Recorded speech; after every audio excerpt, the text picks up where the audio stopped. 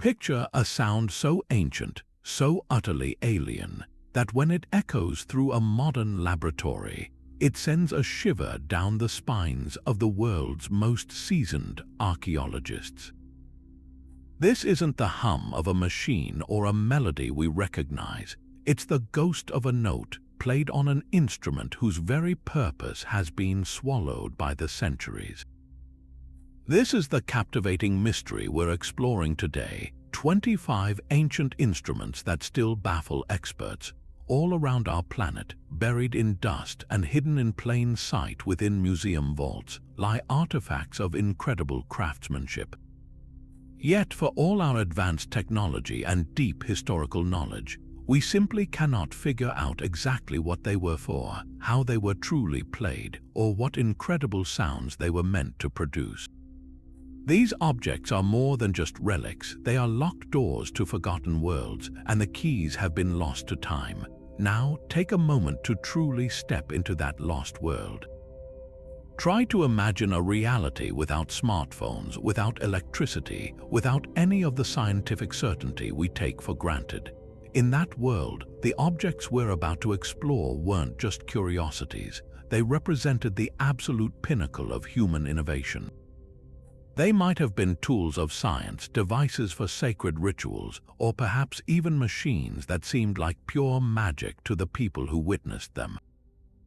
The line between technology and mysticism was incredibly thin. A complex set of bronze gears could be seen as a gift from the gods, and a beautifully carved pipe that produced an unearthly tone might have been believed to summon spirits. This is the profound wonder these objects still hold. They are physical proof of the brilliant, creative, and endlessly curious minds of our ancestors, minds that were striving to understand and shape their universe with the materials and knowledge they had. So, prepare to join a journey of discovery that stretches from the dense jungles of South America to the royal tombs of ancient China.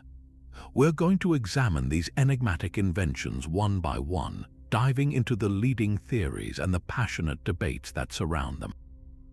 You'll see objects that look like they belong in a steampunk novel, hear reconstructions of sounds that haven't been properly heard for millennia, and learn why, despite our best efforts, some secrets of the past refuse to give up their ghosts. This is more than a list. It's a detective story spanning thousands of years, and you have a front row seat to the investigation. Let's begin. Our journey begins not in a dusty tomb or a forgotten temple, but at the bottom of the sea, where a shipwreck off the coast of the Greek island of Antikythera yielded one of the most stupefying archaeological finds in history. In the year 1901, sponge divers stumbled upon the ruins of a Roman-era cargo ship, its hull filled with statues and artifacts. But among the marble and bronze, one lump of corroded, calcified rock seemed utterly unremarkable. It was only months later, when the rock cracked open, that the true wonder was revealed. A complex clockwork of at least 30 precise bronze gears, interlocked in a way that should not have existed for another 1,000 years. This was the Antikythera Mechanism, a device so advanced it fundamentally rewrote our understanding of ancient technology. What exactly was it? In simple terms, it was the world's first known analog computer.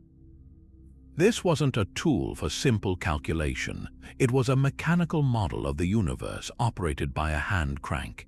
As you turned it, a series of intricate gears would rotate, moving pointers across several dials to predict the movements of the sun, the moon, and likely the 5 known planets. It could forecast lunar and solar eclipses with remarkable accuracy, and it even accounted for the irregular orbit of the moon, a subtlety we call lunar anomaly. One of its most fascinating features was a dial that tracked the 4-year cycle of the ancient Olympic Games, proving this was more than just a scientific instrument. It was deeply woven into the cultural and social fabric of its time. To grasp its sophistication, imagine a device built over 2,000 years ago that could tell you the exact date of a solar eclipse in 20 years' time, or the precise position of Jupiter in the night sky on any given date. The debates surrounding its origins are as complex as its gearing.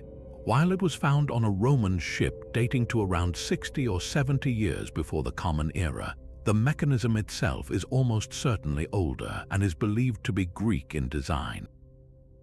The leading theory points to the island of Rhodes, a renowned center for astronomy and engineering, and some scholars have even speculated a connection to the legendary inventor Archimedes of Syracuse, though he lived a century before the ship sank. The true identity of its creator, however, remains one of its greatest secrets. Was it a one-of-a-kind masterpiece from a single genius, or are we looking at a rare survivor from a whole tradition of ancient mechanical engineering that was lost to history? We may never know the full extent of its capabilities either. Using advanced imaging techniques like three-dimensional X-ray scanning, researchers are still discovering new inscriptions and gear functions hidden within the corroded fragments, suggesting it could do even more than we currently comprehend. This single object stands as a powerful, humbling reminder that our ancestors' intellectual achievements were far greater than we often give them credit for. From the intricate gears of the Antikythera Mechanism, we travel north to a very different kind of ancient mystery, one not found in a shipwreck but buried on a German hilltop under the light of the very stars it depicts. The Nebra Sky Disk is an object so controversial that for years the archaeological world refused to believe it could be real. Discovered in 1999 by treasure hunters using metal detectors, it was part of a hoard that included bronze swords and axes. But the disk itself was unlike anything ever seen. Made of bronze and inlaid with gold symbols, it was initially dismissed as an obvious modern forgery. How could a 3,600-year-old artifact dating to the early Bronze Age display such a sophisticated understanding of the cosmos? It took years of meticulous scientific analysis, including studies of the soil corrosion products still clinging to it, to finally convince experts that this was in fact one of the most significant archaeological finds of the modern era. What does it show? The disk is a stunningly beautiful object about the size of a large dinner plate. Against a blue-green patinated background, we see a golden crescent moon, a full circle representing the sun or perhaps a full moon, and a smattering of 32 stars. One cluster of 7 stars is particularly prominent and is almost universally agreed to represent the Pleiades, a star cluster that has held profound significance for countless cultures across history. But the disk wasn't a static picture. Later, 2 golden arcs were added along the sides, and finally, another arc at the bottom, often interpreted as a solar boat, a mythological vessel thought to carry the sun across the sky or through the underworld. This layering of additions suggests the disk's meaning evolved over time, making its original purpose even harder to pin down. This is where the true debate begins. Was the Nebra Sky Disk a practical astronomical tool, a sacred religious object, or a powerful symbol of political authority? The leading theory suggests it functioned as a complex agricultural and ritual calendar.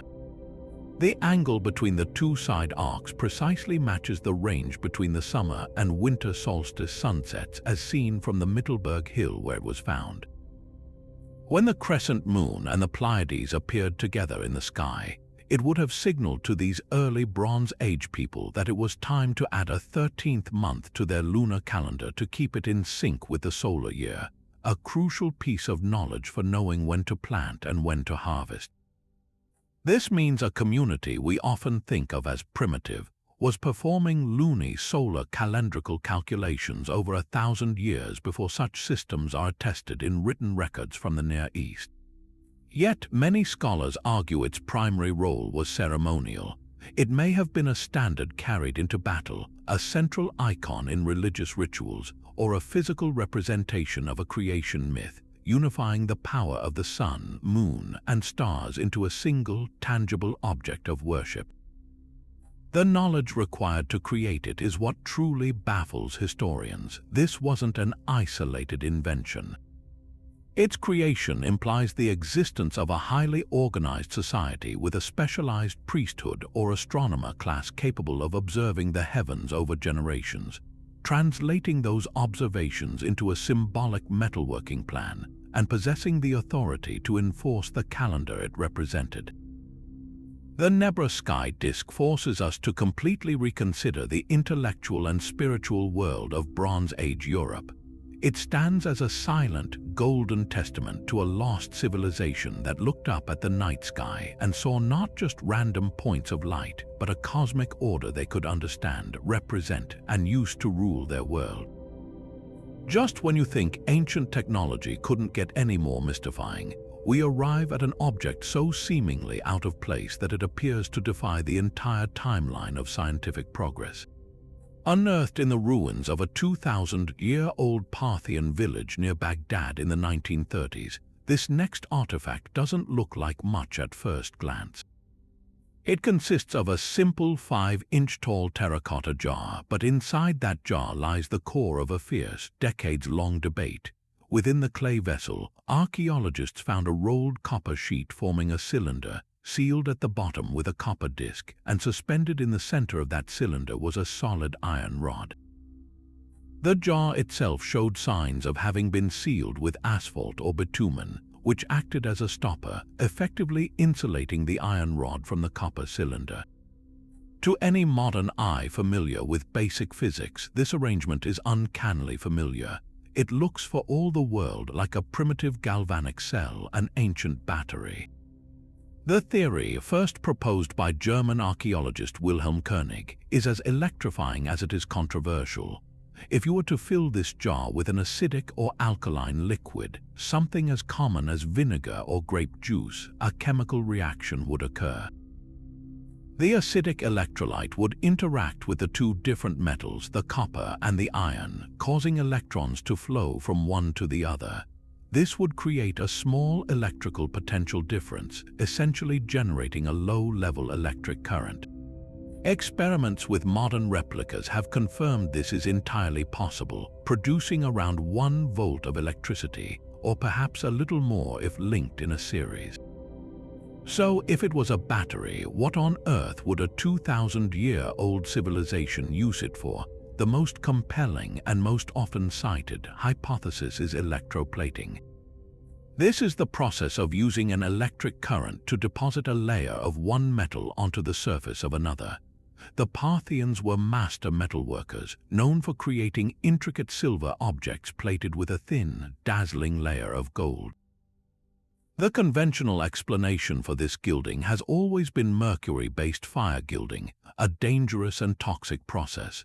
But proponents of the battery theory argue that electroplating provides a much simpler, cleaner, and more elegant explanation. Imagine a craftsman using these cells to subtly bond a layer of gold onto a silver statue, creating objects that seem to be made of solid gold at a fraction of the cost. However, this is where we must turn to the skeptics whose counterarguments are just as compelling. The main issue is a profound lack of evidence. No wires have ever been found connected to these jars. No electrodes, no metal strips, nothing that would conclusively link them to an electrical circuit. Furthermore, while the replica batteries do produce a small voltage, the current they generate is incredibly weak. To achieve any meaningful electroplating, you would likely need dozens, if not hundreds, of these cells linked together, a complex setup for which we have absolutely no archaeological proof. The alternative explanations offered by skeptics are far more mundane and therefore, to many historians, more plausible. These objects could simply have been sacred storage containers for important scrolls, made of precious materials like copper and iron, and sealed with bitumen to protect their contents from moisture. The scrolls, of course, would have long since decayed, leaving behind only the mysterious metal interior. Or they could have been used in some form of medical therapy, as mild electric currents were sometimes used in the ancient Greco-Roman world to treat pain, though evidence for this in Mesopotamia is thin. This brings us to the most baffling aspect of all. If these were indeed the world's first batteries, why was this revolutionary technology a complete dead end? There's no evidence of its use spreading, no refinement of the design, no written records describing its function or purpose. It simply appears in the archaeological record and then vanishes without a trace, its potential seemingly unrecognized or perhaps deliberately kept secret. This solitary nature is what makes the Baghdad Battery so profoundly mysterious. It stands as a tantalizing what-if of history. Was it a brilliant, isolated flash of insight into the principles of electricity, discovered by chance and then lost just as quickly? Or is it merely an archaeological Rorschach test, a simple storage jar that we, with our modern knowledge, can't help but see through the lens of our own technology? The truth is, we may never know for certain, and that uncertainty is what keeps the legend of the Baghdad Battery pulsing with life, a quiet hum of potential from a world we are still struggling to fully understand. Stepping away from the debate over potential electrical currents in Mesopotamia, we find ourselves in the cool, shadowy halls of an ancient Egyptian temple, face to face with an image that has ignited one of the most visually compelling and fiercely contested debates in all of alternative history. Deep within the crypts of the Temple of Hathor at Dendera, a sprawling complex dedicated to the goddess of joy, love, and music, there is a series of intricate stone reliefs. One in particular stands out, captivating visitors and sparking imaginations for decades. To a modern observer, the depiction is startlingly familiar. It shows a large, bulbous shape, almost like the glass envelope of a massive light bulb. Inside this bulb, a snake stretches out in a wavy line, its head positioned at one end. This serpentine form bears an uncanny resemblance to the glowing filament in an incandescent bulb, but the image doesn't stop there. The bulb is held aloft by a pillar which a figure is steadying. And most intriguingly, a cable seems to run from the base of the bulb, trailing back to a box upon which another figure sits, a pose that some interpret as an insulation precaution. This, for proponents of the theory, is the infamous Dendera light smoking gun, evidence that the ancient Egyptians harnessed electricity. The ancient Egyptian electricity theory is a captivating narrative built upon this visual interpretation. Proponents argue that the relief depicts a functioning Crookes tube or arc lamp, a technology we wouldn't rediscover until the late 19th century. They suggest the snake represents a luminous electrical discharge, the pillar is an insulating stand, and the cable is a modern-style power cord connected to a hidden energy source, perhaps a version of the Baghdad Battery. They point to the absence of soot in many deep, elaborately decorated tombs and temples like the pyramids, as potential proof that the Egyptians needed a clean, safe light source to work by. This theory posits that a lost, advanced technological civilization existed in Egypt's distant past, and the Dendera relief is a rare, surviving record of its knowledge, preserved in stone by priests who may not have fully understood the technology themselves but knew it was sacred and powerful. Now, let's turn to the explanation provided by mainstream Egyptology, which offers a radically different yet deeply symbolic interpretation. Egyptologists universally reject the light bulb theory, stating that it completely ignores the rich religious and mythological context of the temple. The key to understanding the relief, they say, lies not in electrical engineering but in Egyptian creation myths. The bulb is not a glass envelope, it is a giant lotus flower, a plant of immense spiritual significance that, in Egyptian belief, was the very first thing to emerge from the primordial waters at the dawn of creation. The snake inside is not a filament but a deity, specifically the snake god Harsomtus, a manifestation of the sun god who is born from the lotus. The cable is not an electrical wire but the stem of the lotus plant itself, connecting the flower to its base. The entire scene is a dramatic representation of a fundamental Egyptian concept, the moment of creation where the sun god, in his serpentine form, emerges from the sacred lotus to bring light and life to the world. The figures surrounding it are not ancient electricians, but gods and priests participating in a well-documented ritual. This stark clash of interpretations represents a fundamental divide in how we view the ancient world. On one side, there is a desire to see our ancestors as technological peers whose achievements mirror our own. This perspective often relies on visual analogies, interpreting ancient art through the lens of modern invention. On the other side, conventional archaeology insists we must understand ancient people on their own terms, through their own belief systems and symbolic language. For scholars, the Dendera reliefs fit perfectly into a known iconographic tradition found throughout the temple, all celebrating the myth of Hathor, the creation cycle, and the journey of the sun. They argue that imposing a 20th century understanding of electricity onto a 2,000-year-old religious carving strips it of its true cultural and spiritual meaning, reducing a profound cosmological statement to a simple technical diagram. So, where does that leave the mystery? The Dendera relief remains a powerful focal point for this debate precisely because it is so visually arresting. The mainstream explanation is robust, well supported by comparative mythology, and fits seamlessly into the temple's overall decorative scheme. Yet, the allure of the light bulb theory persists, fueled by a natural human wonder about lost knowledge and the tantalizing possibility that our timeline of technological progress might be incomplete. Whether you see a sacred flower giving birth to a sun god or an ancient light bulb illuminating the depths of a temple, the Dendera carving undeniably succeeds in its original purpose: to inspire awe, to tell a story of light emerging from darkness, and to capture the imagination of all who look upon it, even 2 millennia later.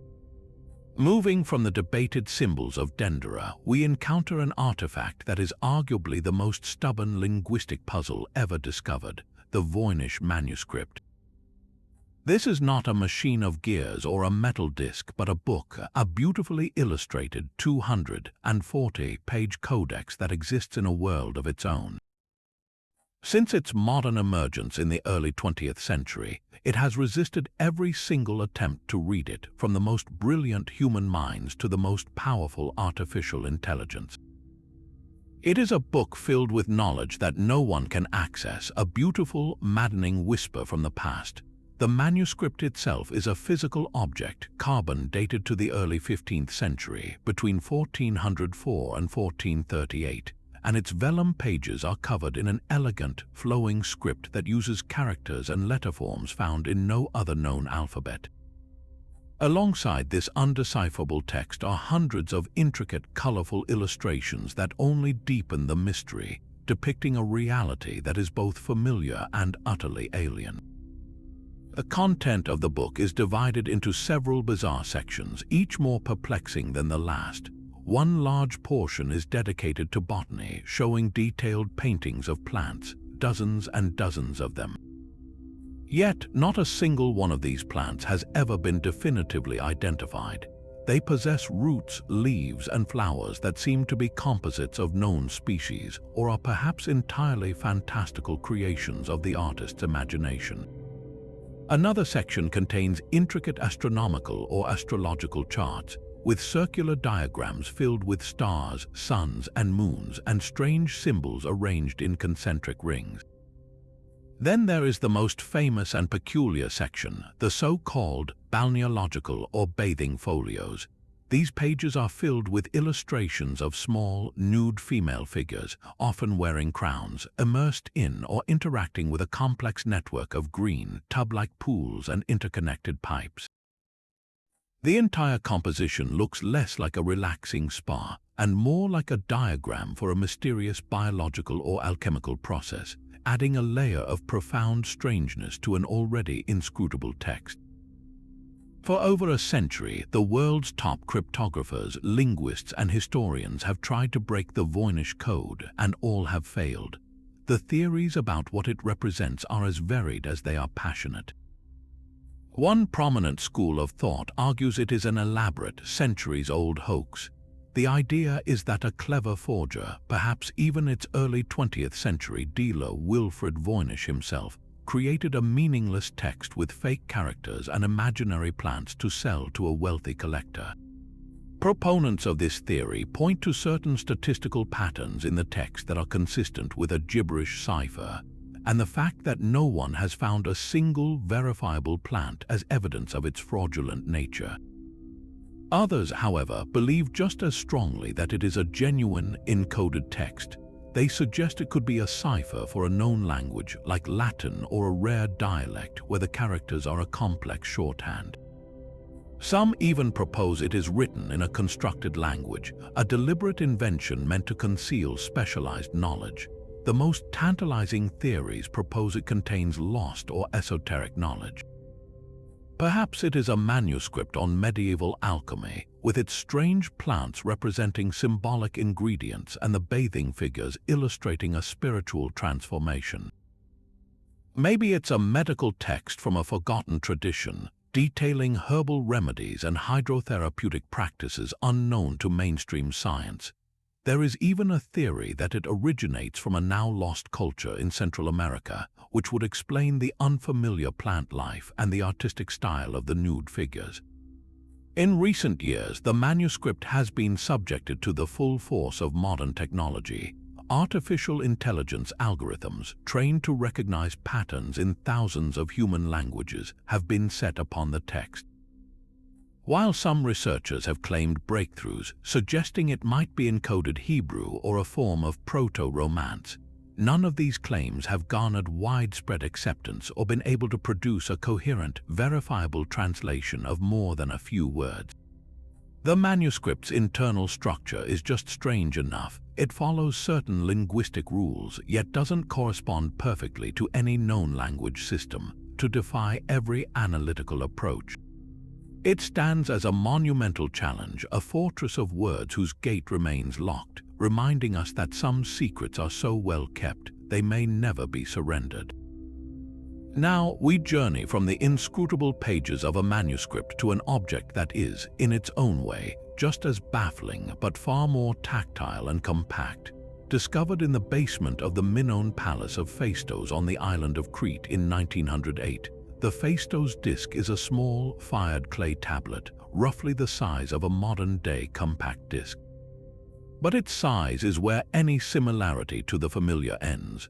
What makes this object an enduring archaeological enigma is that its entire surface, front and back, is covered in a spiral of strange, tiny symbols, all meticulously stamped into the soft clay before it was baked hard. There are 241 of these individual tokens comprising 45 distinct signs. We see figures of humans, animals like birds and fish, plants, tools, and a variety of abstract shapes. The fact that these symbols were stamped rather than carved or painted suggests the use of movable type, a technology that wouldn't become widespread for another 3,000 years. Yet, for all its apparent sophistication, the Phaistos disk is utterly alone. Not a single other example of this script has ever been found anywhere on Crete or in the wider world. It is a one-of-a-kind message from the past, and we have no Rosetta Stone to help us read it. The core of the mystery lies in the script itself. It doesn't resemble Linear A or Linear B, the other, later writing systems used by the Minoans and Mycenaeans.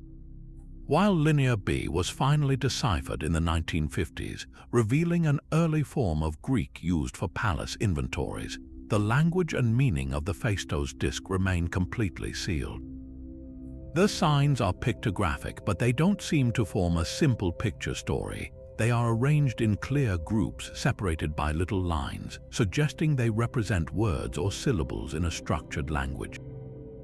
Scholars have attempted every method imaginable to crack its code. They've applied statistical analysis, looked for patterns that might indicate a calendar or a prayer, and tried to match the symbols to known languages from Anatolia or Egypt. Some have even suggested the spiral isn't meant to be read from the outside in or the inside out, but perhaps in a Boustrophedon pattern where the direction alternates with each new line like an ox plowing a field. Despite over a century of intense effort, no proposed translation has gained widespread acceptance. The disk is a locked vault of information, and we are still fumbling for the combination. This unique nature fuels a wide spectrum of theories about its purpose.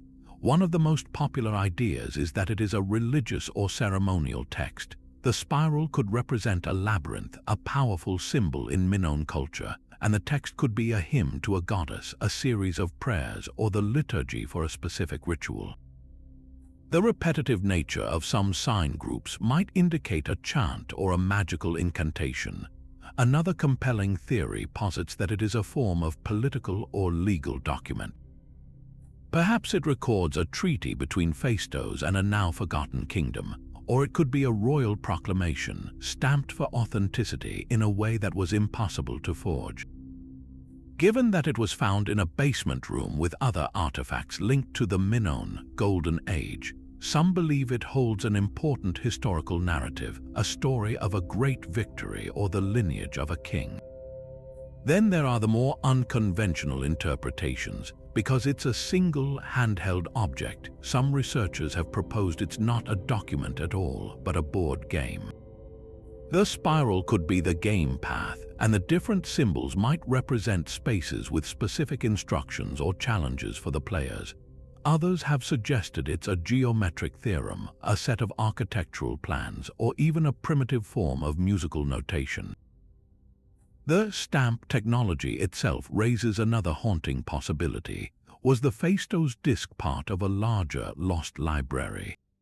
Were there once many such documents printed from a set of reusable type that simply crumbled back into the earth because they were made of perishable materials like wood or unfired clay? If that's the case, then this one-fired disk is a miraculous survivor, a lone representative of an entire written culture that vanished without a trace.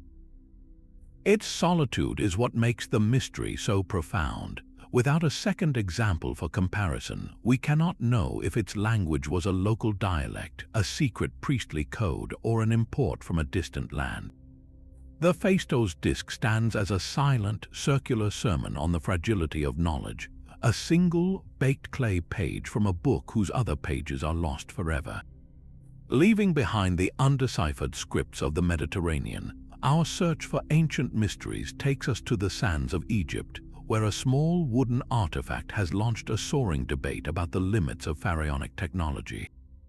Discovered in 1898 during an excavation of a Pardimen tomb in Saqqara, dating to around 200 years before the Common Era, this object is known as the Saqqara bird. At first glance, it seems simple enough. A bird figurine carved from sycamore wood with a wingspan of just over 7 inches, but a closer look reveals features that are anything but ordinary.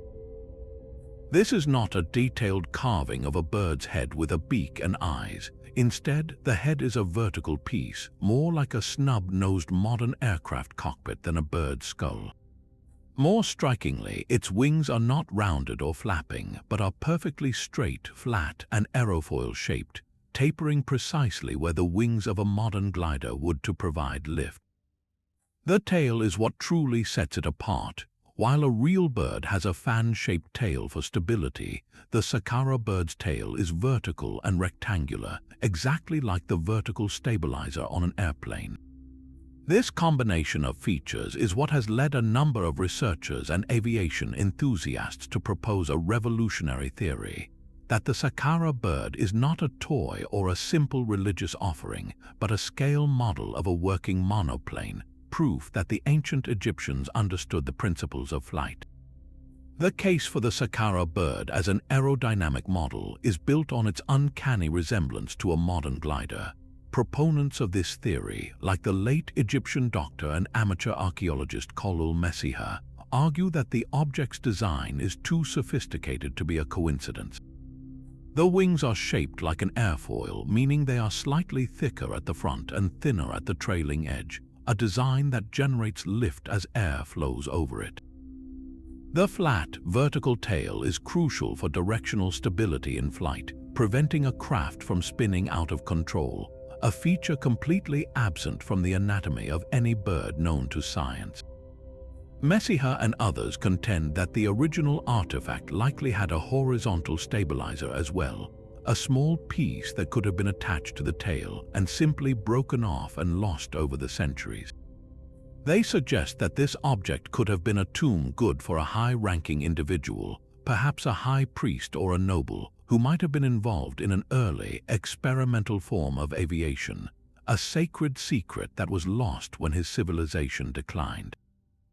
This theory transforms the Saqqara bird from a charming artifact into a potential relic of a technological dead end, a glimpse of a path not taken in human history. To test this captivating idea, several experiments have been conducted. Aeronautical engineers and model builders have created scaled-up replicas of the Saqqara bird, often adding the hypothesized horizontal tail stabilizer to complete the aircraft configuration.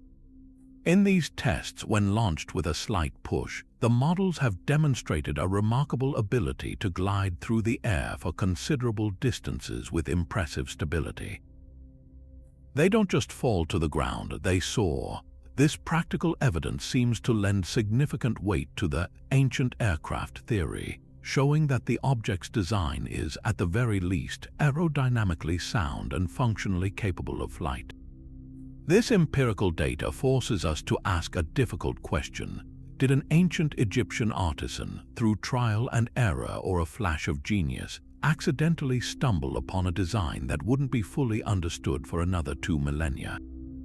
However, the mainstream archaeological perspective offers a very different and contextually rich interpretation. Egyptologists overwhelmingly reject the aircraft theory, pointing out that it isolates the object from the vast cultural and religious world that produced it. They argue that the Saqqara bird is exactly what it appears to be, a stylized figurine of a bird, most likely a falcon. The falcon was a bird of immense religious significance in ancient Egypt, sacred to the god Horus, the divine protector of the pharaoh. Such figurines were common tomb goods, serving as votive offerings or symbolic representations of the soul's journey into the afterlife.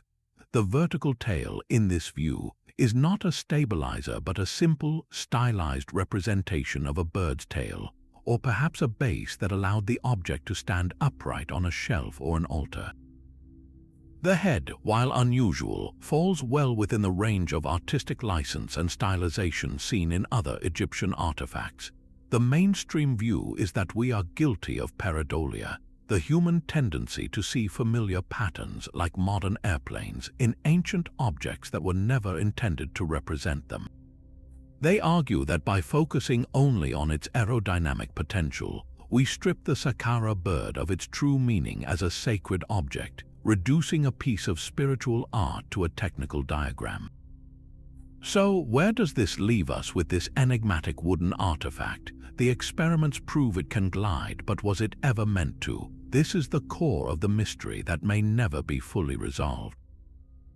Perhaps the most compelling synthesis of these two opposing views is that the ancient craftsman, through a profound, intuitive understanding of form and function, carved a bird that was both spiritually resonant and entirely by accident aerodynamically functional.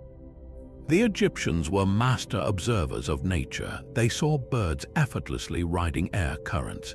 It is not beyond the realm of possibility that an artisan, through generations of woodworking knowledge, inadvertently captured the very essence of what makes flight possible.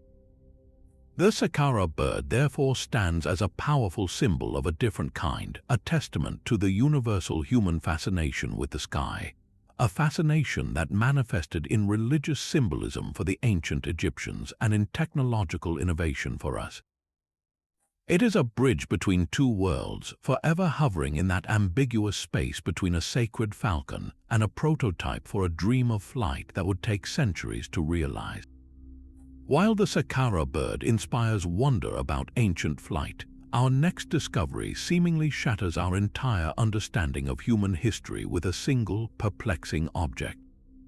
In the year 1961, 3 avid rockhound enthusiasts were searching for geodes near the small town of Olancha, California, in the Coso mountain range. Geodes are fascinating natural formations, hollow rocks lined with crystals, and the men were hoping to find some beautiful specimens to add to their collection. On this particular day, they found a promising lump and, thinking it was a geode, decided to crack it open. But when they sawed it in half, they discovered something far more extraordinary than sparkling crystals. Embedded solidly inside the rock was a mechanical-looking object.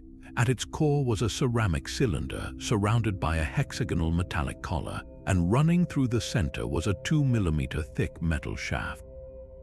To the men, it looked unmistakably like a modern spark plug, the kind you would find in a car engine. The problem, however, was the rock that encased it. Based on geological analysis at the time, the men were told the hard, laminated crust surrounding the object was a genuine geode that would have taken a minimum of 500,000 years to form. And that single fact launched one of the most infamous out-of-place artifact mysteries of all time, the Coso artifact. The implications were staggering. If the analysis was correct, it meant this spark plug was encased in rock 500,000 years before modern humans even existed. This wasn't just an anomaly, it was an impossibility. The discovery immediately fueled a firestorm of speculative theories. For believers in ancient advanced civilizations, this was the ultimate proof.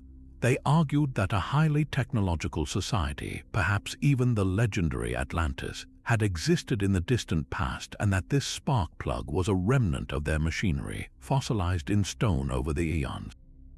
An even more radical theory proposed that the object was evidence of time travel, that a modern spark plug had somehow been transported back in time and become trapped in forming rock. These ideas captured the public imagination, presenting the Coso artifact as a clear, physical challenge to the conventional timeline of human technological progress. It was held up as the ultimate OOP art, an object that appears in a context where it simply should not exist, forcing science to either explain it or rewrite the history books. The mystery, however, began to unravel under closer scrutiny. The key was correctly identifying the object itself and understanding the true nature of the geode. Firstly, the spark plug was not some alien or futuristic design. Independent researchers, including members of the Spark Plug Collectors of America, examined photographs and identified it with a high degree of certainty as a champion brand spark plug from the early 1920s, a common model used in Ford Model T and Model A engines.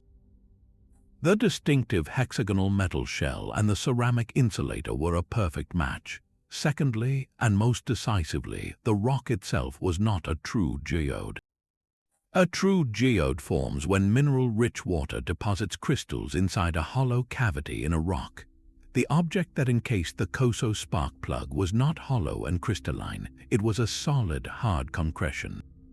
Concretions form much more quickly than geodes, as mineral cement precipitates and binds sediment around a central nucleus which, in this case, happened to be a lost spark plug. The conditions around Olancha, which included mineral-rich hot springs, were perfect for rapidly forming such hard, rock-like concretions. The original geological estimate of 500,000 years was simply wrong. The object was likely less than a century old. So why does the legend of the Coso artifact persist so powerfully, even after a seemingly definitive debunking? The story is a classic case study in the anatomy of a historical mystery. It begins with an exciting, accidental discovery by amateurs. It presents a visually compelling and instantly recognizable object in a bizarre context. And it offers a narrative that is far more thrilling than the mundane truth. The idea of a lost super-civilization is simply more exciting than the reality of a spark plug falling from an early 20th century truck. The mystery also benefited from the fact that the original artifact vanished shortly after its discovery, making independent verification impossible and leaving the world with only the initial sensational reports and a few photographs. This allowed the legend to grow in the absence of physical evidence that could conclusively prove its ordinary origins. Ultimately, the lasting importance of the Coso artifact is not as evidence of ancient astronauts, but as a powerful lesson in the importance of context and thorough investigation in archaeology. It highlights the critical need for proper scientific process, correctly identifying the artifact, understanding the geology of its surroundings, and considering the most likely rather than the most spectacular explanation first. The story serves as a permanent reminder that our interpretations of the past are heavily influenced by our own modern perspectives. The men who found it saw a spark plug because they lived in a world with automobiles. If the same object had been found 500 years ago, it might have been interpreted as a divine talisman or a dragon's tooth. The Coso artifact teaches us that the real mystery isn't always the object itself, but our own powerful desire to find the extraordinary hidden within the ordinary, a desire that can sometimes cause us to overlook the simple yet equally fascinating truth right in front of us. From the perplexing case of the Coso artifact, we travel to the lush river deltas and dense jungles of Costa Rica, where we find an ancient mystery carved not in clay or metal, but in solid, enduring stone. Scattered across the Diquis Delta and the Isla del Coño are hundreds of near-perfect stone spheres known locally as Los Bolas. These are not rough, natural boulders. They are monumental sculptures carved with breathtaking precision from a single, hard igneous rock called granodiorite. Their sizes range dramatically from just a few centimeters, small enough to hold in your hand, to colossal orbs over 2 meters in diameter, weighing an astounding 16 tons or more. The sheer number and scale of these spheres is staggering enough, but it's their perfection that truly captivates and baffles archaeologists. Many of them are so perfectly spherical that modern measurements with precision tools reveal minuscule variations of less than 2 centimeters across their entire surface. For a pre-Columbian society without the wheel, without draft animals, and without metal tools, this level of geometric accuracy seems almost impossible. The creators of these enigmatic objects were the Diquis people, a sophisticated pre-Columbian culture that flourished in this region from around 700 to 1530 of the Common Era. The prevailing theory of their construction is a testament to immense patience and skill. It's believed that the Diquis craftsmen first identified large, suitable boulders in the riverbeds. They would then shape the stone using a technique involving controlled heating and cooling, building fires against the rock, and then dousing it with cold water to create fractures and weaknesses. Then, using smaller stones made of an even harder material like quartz, they would patiently peck and grind away at the surface, slowly and methodically rounding the form. The final, incredibly smooth surface was likely achieved through endless hours of polishing with sand and leather. This entire process for just one of the larger spheres would have represented a monumental investment of communal labor, requiring a highly organized society with specialized artisans and a powerful, centralized authority to direct such a long-term project. This immense effort naturally leads to the most persistent question: why? What was the purpose that justified this incredible expenditure of time and energy? The most compelling theories are as varied as the spheres themselves. One prominent idea is that they served as astronomical markers or a giant celestial calendar. Some researchers noticed that clusters of spheres were arranged in specific alignments, pointing to the positions of the sun, moon, or certain stars at key times of the year, such as the solstices. These alignments could have been crucial for an agricultural society, helping to determine the optimal times for planting and harvesting. Another theory posits that they were powerful status symbols. In this view, the spheres were not functional tools but declarations of power and wealth.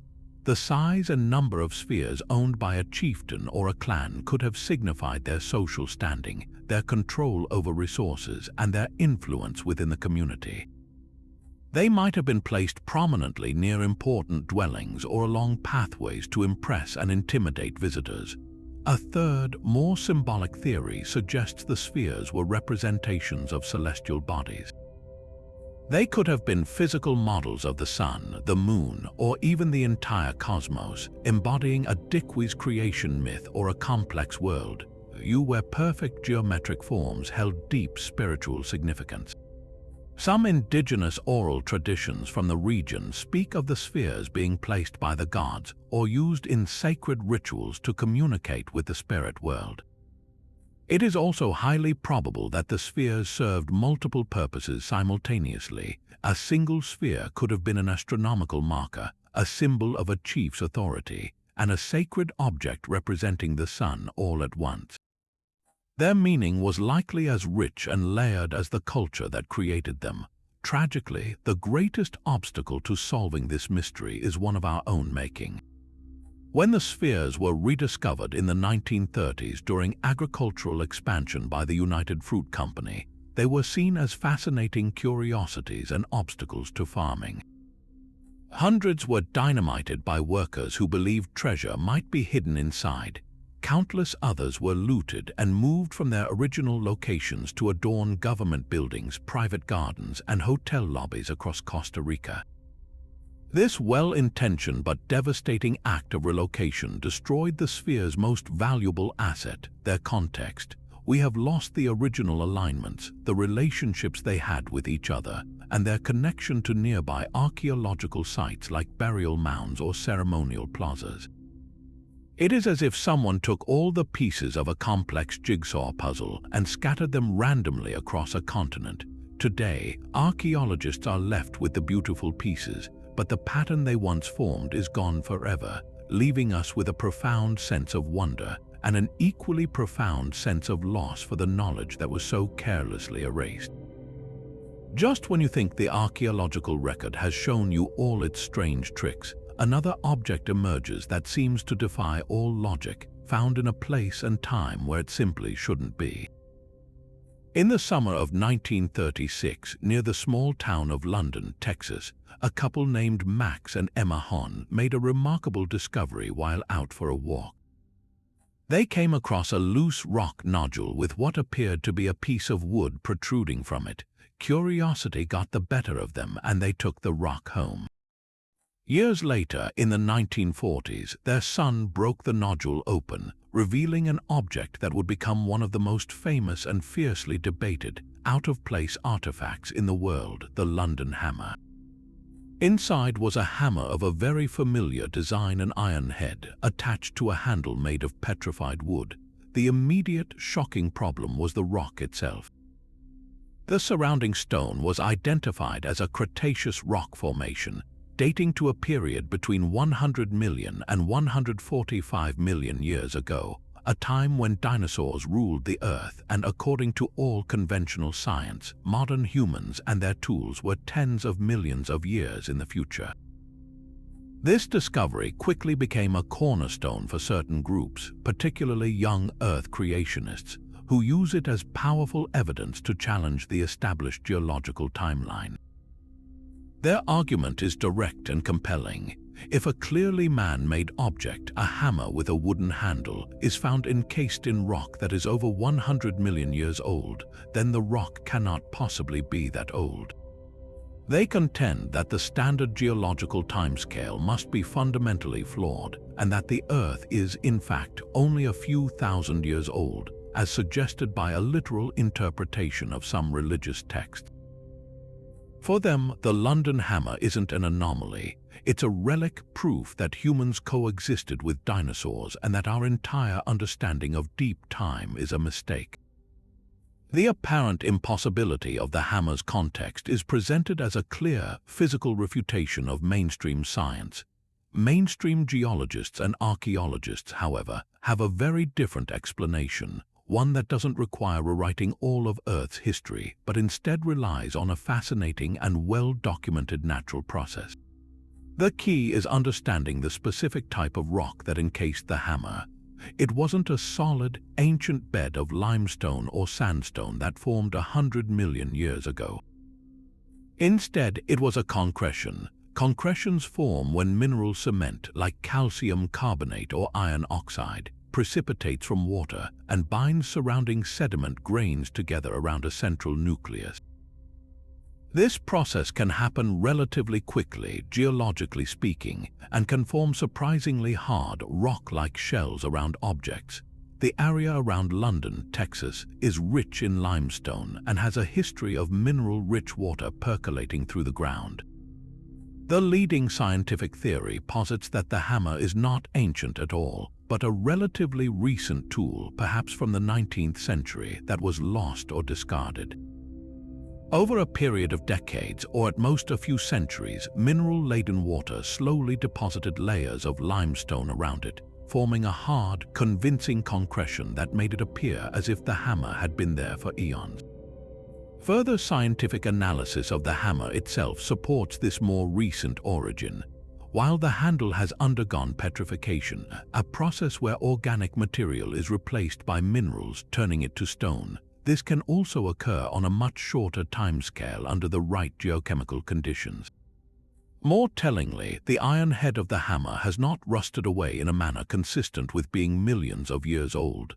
Instead, analysis has shown that the iron is of a relatively pure quality, lacking the slag inclusions that are typical of ancient ironworking. The composition and craftsmanship of the head are consistent with late 19th century American tools, a time when the area was being settled and mined.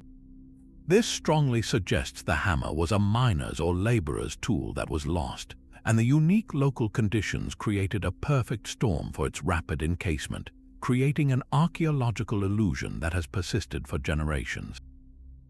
The London hammer, therefore, stands as a critical case study in how we interpret perplexing discoveries. It powerfully demonstrates the principle of Occam's razor that the simplest explanation, the one that requires the fewest assumptions, is often the correct one. The idea that a 19th century hammer was encased in a quickly forming concretion is a straightforward process we can observe and understand. The alternative, that it is a genuine artifact from the age of dinosaurs, forces us to dismantle the entire interconnected edifice of geology, paleontology, and biology, for which there is no other credible evidence. The enduring appeal of the London hammer lies in its visceral, seemingly undeniable contradiction. It looks like our hammer, but it was found in their rock. This dissonance makes it a perfect symbol for the clash between literal interpretation and scientific contextualization. It teaches a crucial lesson that the true story of an artifact is not written solely on its surface, but in the complex, often invisible, processes of the natural world that can conspire to create a mystery where none truly exists. Now let's shift our focus from handheld artifacts to truly colossal creations, mysteries etched into the very skin of the earth and carved from mountains of stone. Our next two entries take us to the high deserts of Peru and the sandy plateaus of Egypt, where the scale of the enigma is as vast as the landscapes themselves. First, we have the Nazca Lines, an immense gallery of art that can only be truly appreciated from the heavens. Scratched into the dark, stony surface of the Nazca Desert are hundreds of enormous geoglyphs, covering nearly 450 square kilometers. These aren't just random lines, they form incredibly precise depictions of animals. A hummingbird with a long, delicate beak, a spider, a monkey with a spiraling tail, and even a massive orca whale. Alongside these biomorphs are endless geometric shapes, miles-long straight lines that run perfectly flat across hills and valleys, immense trapezoids, and spirals that seem to draw the eye toward some unseen center. The sheer scale is incomprehensible from the ground. You could walk right over a figure and not even realize it. The creators, the Nazca people, flourished between 200 before the Common Era and 600 of the Common Era, and they created these sprawling designs by simply removing the top layer of dark, oxidized gravel to reveal the lighter-colored sand beneath. The arid, windless climate has preserved them for nearly 2,000 years. The central, baffling question is, of course, why? Why would a civilization with no capacity for flight invest such immense communal effort into creating art they could never see? The theories are as varied as the lines themselves. One of the earliest and most persistent ideas is that they formed a giant astronomical calendar. Proponents of this theory suggest that the lines pointed toward celestial bodies on the horizon, marking solstices, equinoxes, and important star clusters to guide agricultural and ritual cycles. Another compelling hypothesis casts the lines as sacred pathways for religious processions. In this view, the Nazca people walked these lines during ceremonies, perhaps as a form of pilgrimage to communicate with their gods, with the giant animal figures serving as spiritual totems or clan symbols. The most evocative theory, popularized by writer Erich von Däniken, proposed that the lines were landing strips or signals for ancient astronauts, a notion that, while captivating, is thoroughly dismissed by archaeologists due to a complete lack of evidence. The most widely accepted modern explanation is a combination of the ritual and hydrological theories. Given that the Nazca region is one of the driest places on Earth, some researchers argue the lines were part of a massive, desperate plea to the gods for water. The animal figures, particularly those associated with water like the whale or the hummingbird, which appears after rain, may have been offerings to deities to bring life-giving rain to their parched land. The lines themselves might have been walked in specific patterns as part of these vital rituals. The truth is, the purpose was likely multifaceted, combining astronomy, religion, and a deep-seated need to control their environment, creating a landscape-scale prayer book written in the earth. From the sprawling plains of Nazca, we journey to the single most iconic ancient structure on the planet, the Great Pyramid of Giza. While its method of construction is a well-trodden mystery, an even more baffling enigma lies in its breathtaking precision. This isn't just a big pile of rocks, it is a monument of almost incomprehensible mathematical and astronomical exactness. Consider its alignment. The base of the pyramid is nearly a perfect square, and its four sides are aligned to the four cardinal directions with an error of just 1/15 of a single degree. This is an astonishing feat of surveying. To put this in perspective, achieving such accuracy with the technology we assume the ancient Egyptians had, simple plumb bobs, sighting rods, and maybe a merkit, a forked stick used for tracking stars, would be a staggering challenge even for modern engineers with basic tools. They weren't just roughly pointing it north, they found true north with a degree of precision that seems to defy their era. This mathematical genius extends to the pyramid's very dimensions. The ratio of the pyramid's perimeter to its height is remarkably close to 2 pi, the fundamental constant that defines a circle. This has led many to speculate that the builders encoded advanced mathematical knowledge into the structure's form, perhaps representing a squaring of the circle, a geometric problem with deep symbolic meaning. Furthermore, the sides of the pyramid are slightly concave, a subtle feature that wasn't even discovered until the age of aviation. This means the Great Pyramid isn't just a 4-sided pyramid. It is actually an 8-sided one, with each face indented along its central line. This incredibly subtle refinement would have required an otherworldly level of control and planning during construction. So, how did they achieve this? The leading theories suggest the Egyptians were master astronomers. They likely used a method called the circle method, tracking the movements of a circumpolar star around the north celestial pole. By marking the rising and setting positions of a single star over the course of a night, they could bisect the angle to find a true north-south line with incredible accuracy. The mathematical constants, while provocative, could also be a coincidence born from the simple choice of a specific measurement system, like the cubit. Yet the convergence of so many precise features, the alignment, the concavity, the near-perfect square base, points to a society with a profound, and perhaps still not fully understood, command of geometry, astronomy, and engineering.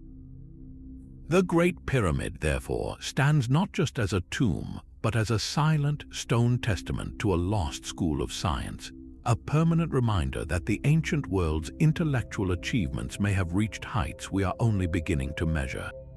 But just as we grapple with the immense precision of the pyramids, our journey takes a turn toward structures built from stones that seem to defy not just time, but the very laws of physics and common sense. We now venture into a realm of ancient and modern megalithic puzzles that challenge our understanding of engineering itself, grouping together three astonishing examples of inexplicable stone cutting, starting with a fortress that guards the heights above the old Inca capital of Cusco. Sacsayhuaman is a colossal citadel, a zigzagging series of three massive terraced walls built from limestone boulders so enormous that the mind struggles to process their scale. Some of these stones stand over 28 feet tall and are estimated to weigh more than 120 tons, rivaling the heaviest blocks in the Great Pyramid. But the true mind-bending mystery isn't their size, it's their fit. These are not simple rectangular blocks. They are complex polygonal stones with as many as 12 distinct sides, each one custom shaped to interlock perfectly with all of its neighbors in a sprawling, three-dimensional stone jigsaw puzzle. The precision is so absolute that you cannot slide a single piece of paper or even a razor blade into the seams between them. This was all accomplished without a single drop of mortar, and the walls have withstood centuries of devastating earthquakes that have toppled much of the Spanish colonial architecture built on top of them. The conventional explanation credits thousands of workers using stone hammers, bronze tools, and sand abrasion to slowly shape each block.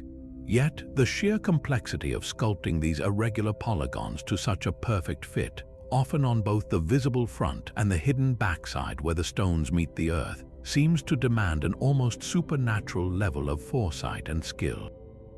How did the Inca stonemasons, without a written language or the wheel, achieve such a feat? The leading theory involves a process of trial and error, where a master block was placed and then the adjacent stones were painstakingly shaped and reshaped to match its contours, a process requiring immense patience and an almost intuitive understanding of stone. However, the perfection of the joins has led to more speculative ideas, including the use of a now-lost plant-based solvent that could have temporarily softened the hard stone, allowing it to be molded like clay before hardening again into its final, unshakable form. From the high Andes, we travel to the humid heat of 20th century Florida, to a mystery that is both modern and deeply personal. The Coral Castle in Homestead is the life's work of a single, 5-foot-tall, 100-pound Latvian immigrant named Edward Līdzkalnis. After being jilted by his 16-year-old fiancée Agnes Scuffs just one day before their wedding, a heartbroken Ed immigrated to America and, working entirely alone and mostly at night, single-handedly carved and moved over 1,100 tons of oolitic limestone. He created an elaborate complex complete with 25-foot-tall stone gates that balanced so perfectly a child could push them open, a 9-ton swinging gate that moved with the touch of a finger, a massive 22-ton obelisk, and a Polaris telescope carved from solid rock and perfectly aligned with the North Star. He even built a 9-ton crescent-shaped moon block that tracked the phases of the actual moon. The central, baffling question that has lingered for decades is simple: how did he do it? When asked, Ed would only offer a cryptic smile and say he had rediscovered the building secrets of the ancient Egyptians, that he understood the laws of weight and leverage. Witnesses reported seeing him work, but they never saw him using any machinery more advanced than a tripod of old telephone poles and some simple chains and blocks. There are hazy accounts of him somehow getting the massive blocks onto an old truck, but no one ever saw him actually quarrying or shaping the incredibly heavy stones.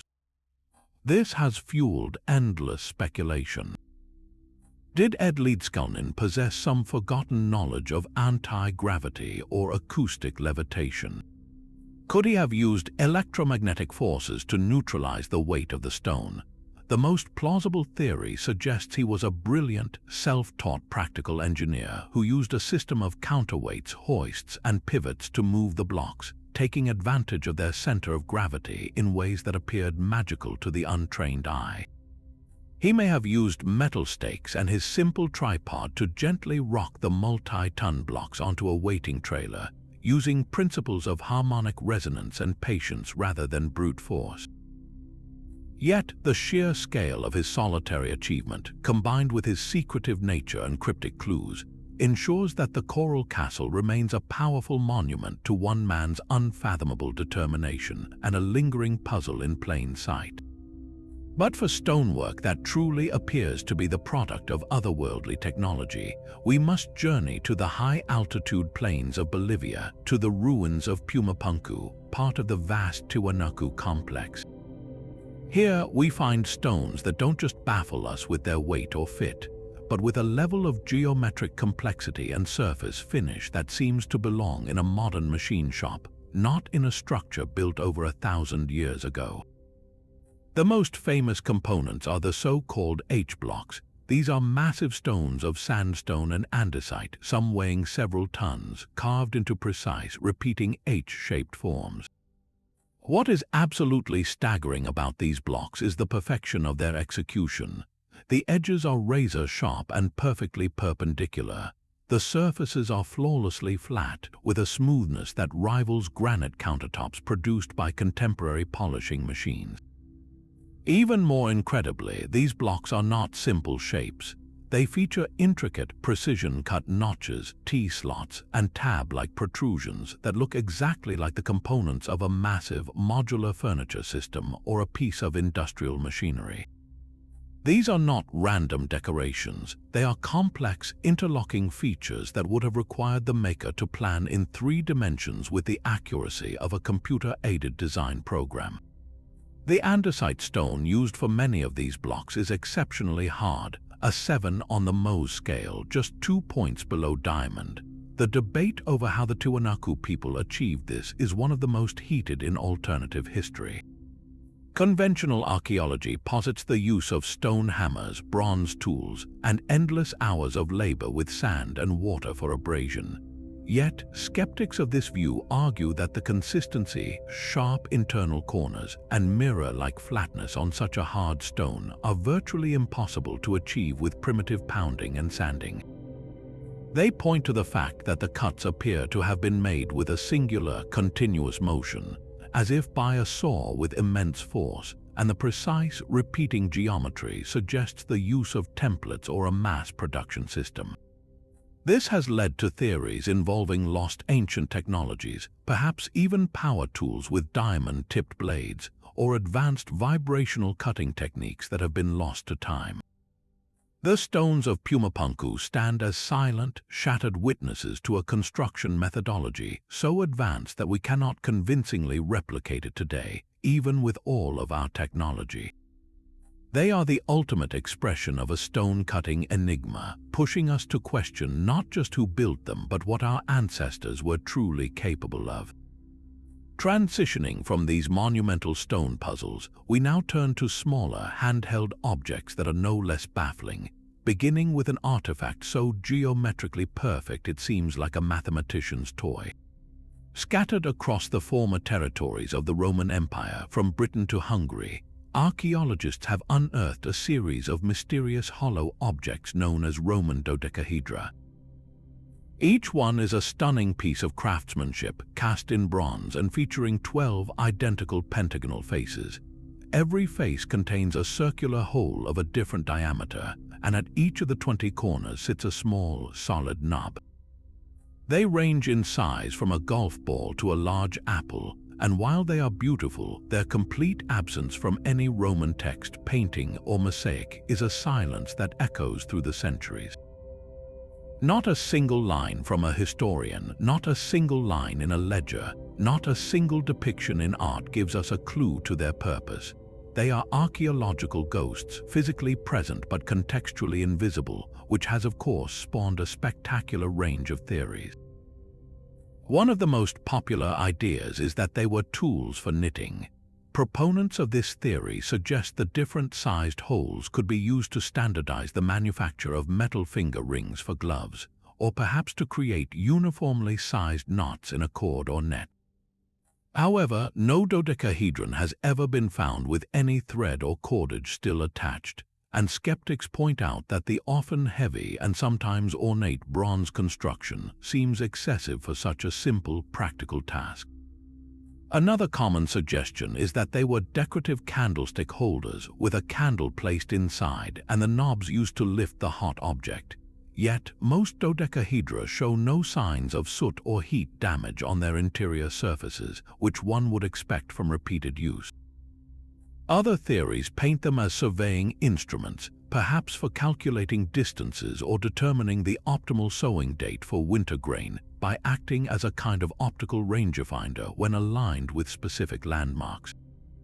Some have even proposed they were religious or astrological devices, with the 12 faces representing the zodiac and the holes and knobs used for complex calendrical calculations. The truth is, without a written manual or a clear depiction in use, every theory remains speculative. The dodecahedron's greatest mystery may be its very versatility. It feels like an object that could have been used for many things, which is perhaps why no single explanation has ever satisfied everyone. It stands as a bronze brain teaser, a perfect geometric form that challenges our desire to neatly categorize every artifact from the past. From the geometric precision of the Roman world, we travel millennia back in time to the cradle of civilization itself, where an entirely different kind of enigma emerges from the dust. At the site of Tel el-Ubaid in modern-day Iraq, archaeologists uncovered a trove of artifacts from the Ubaid period, dating from around 5,500 to 4,000 years before the Common Era. Among the pottery and tools were hundreds of small, hand-sculpted clay figurines, and they are profoundly strange. They depict humanoid forms, but with unmistakably reptilian features. They have elongated, cone-shaped heads, wide, almond-shaped eyes that slant sharply upward, and bodies that often seem to be a fusion of human and lizard. Some of the figures are nude with pudgy, almost feminine bodies, while others are clearly female, clutching babies that share the same unsettling, alien-like appearance. The most bizarre examples are not entirely humanoid at all. They are hybrid creatures with human-like bodies and the heads of monitor lizards, a common animal in the region, often depicted in a pose that suggests they are breastfeeding their young. These are not crude, primitive sketches. They are stylized, consistent, and were clearly important to the people who made them. So, what do these lizard men represent? Mainstream archaeology offers interpretations rooted in the spiritual world of early Mesopotamian society. The leading theory suggests these are shamanistic figures representing a form of spiritual transformation. In many early cultures, shamans were believed to be able to take on animal qualities or communicate with animal spirits to gain wisdom and power.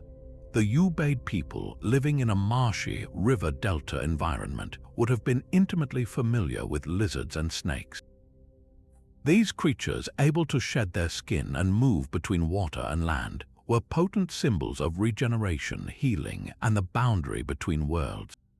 A figurine of a woman with a lizard's head, therefore, might not be a literal portrait of a different species, but a symbolic representation of a powerful shaman or a deity who possessed the revered qualities of the lizard.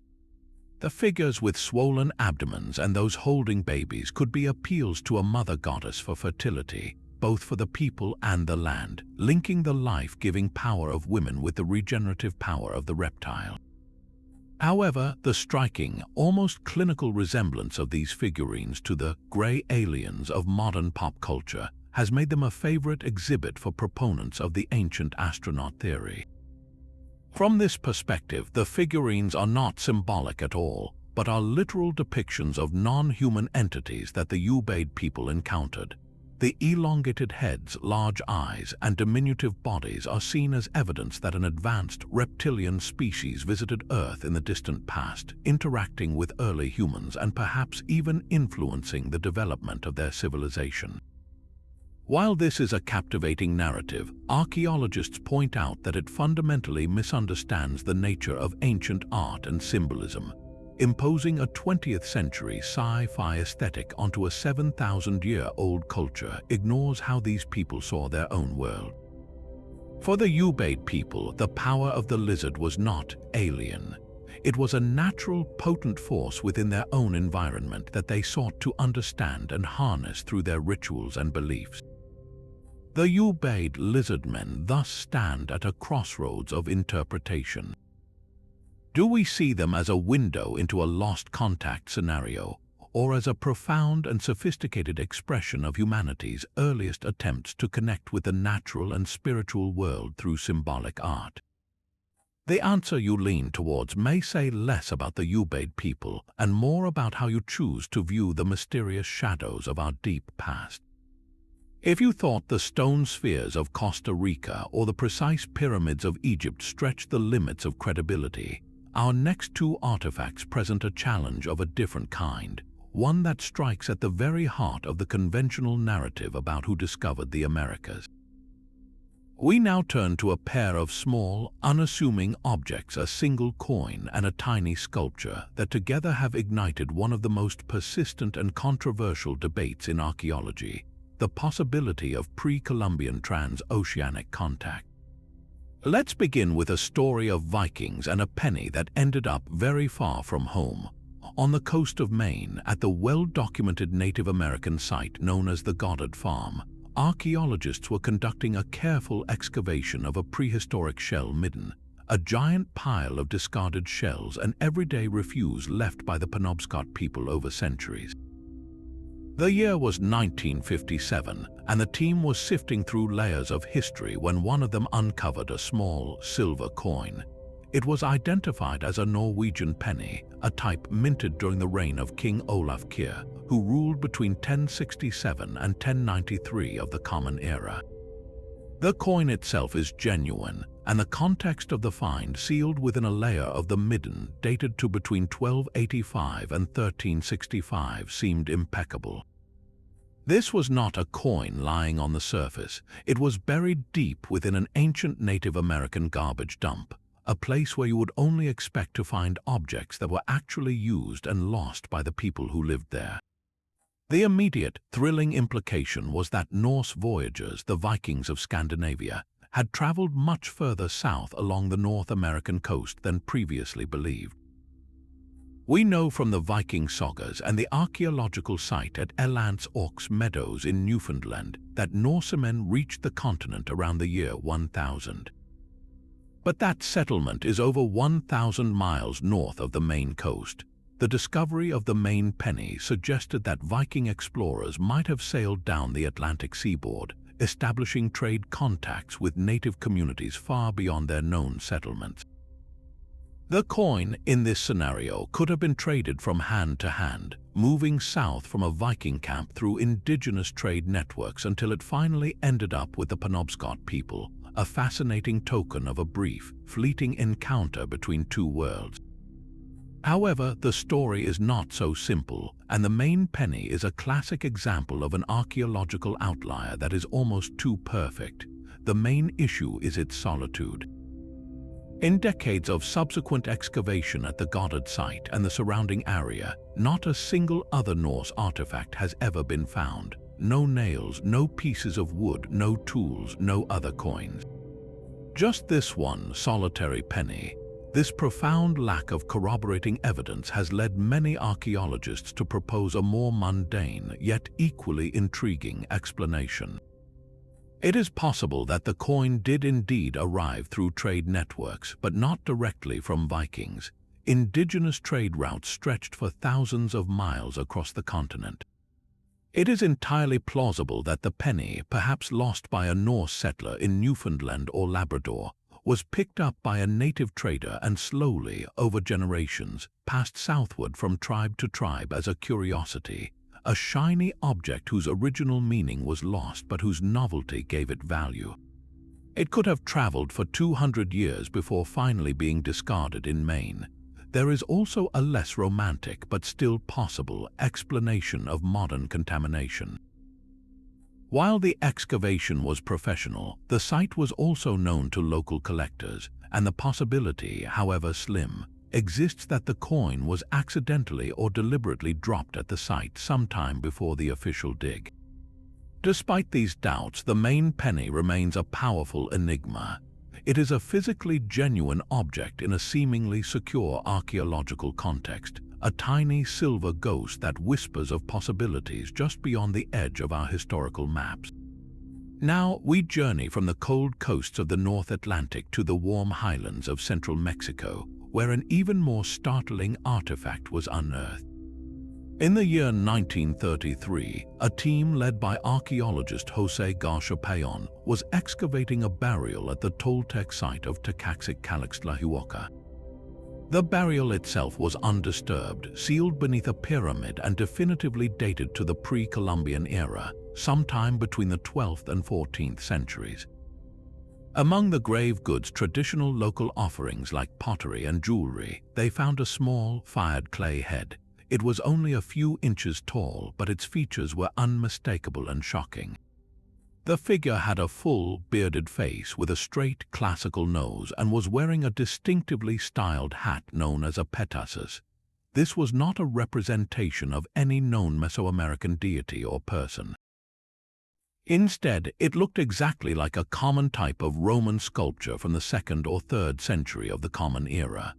This was the Tlaxcala head, and its discovery suggested a possibility so radical it was dismissed for decades, that someone from the Roman world had somehow reached the Americas over 1,000 years before Columbus.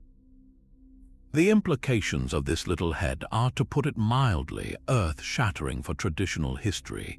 If it is authentic and in its original context, it means that an object of Old World origin was deposited in a sealed Mexican burial nearly 800 years before any accepted European contact.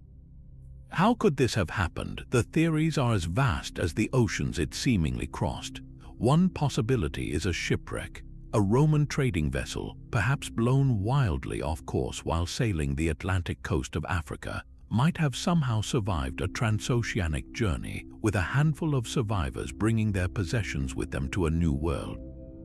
Another theory points to the Vikings again, suggesting they could have acted as intermediaries, carrying a Roman artifact they had found in Europe or even Greenland across the Atlantic with them, where it then entered local trade networks and eventually wound up in Mexico.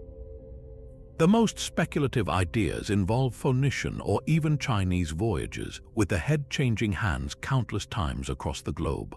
When the head was re-examined in the 1990s, thermoluminescence dating was performed, a scientific test that measures the last time the clay was fired.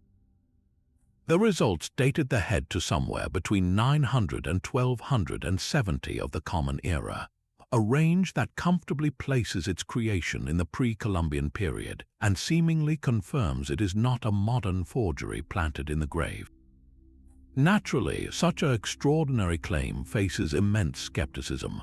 The primary counter-argument is the same as with the main penny, a complete lack of supporting evidence. Where are the Roman coins, the metal tools, the pottery shards, the linguistic influences, or the genetic markers?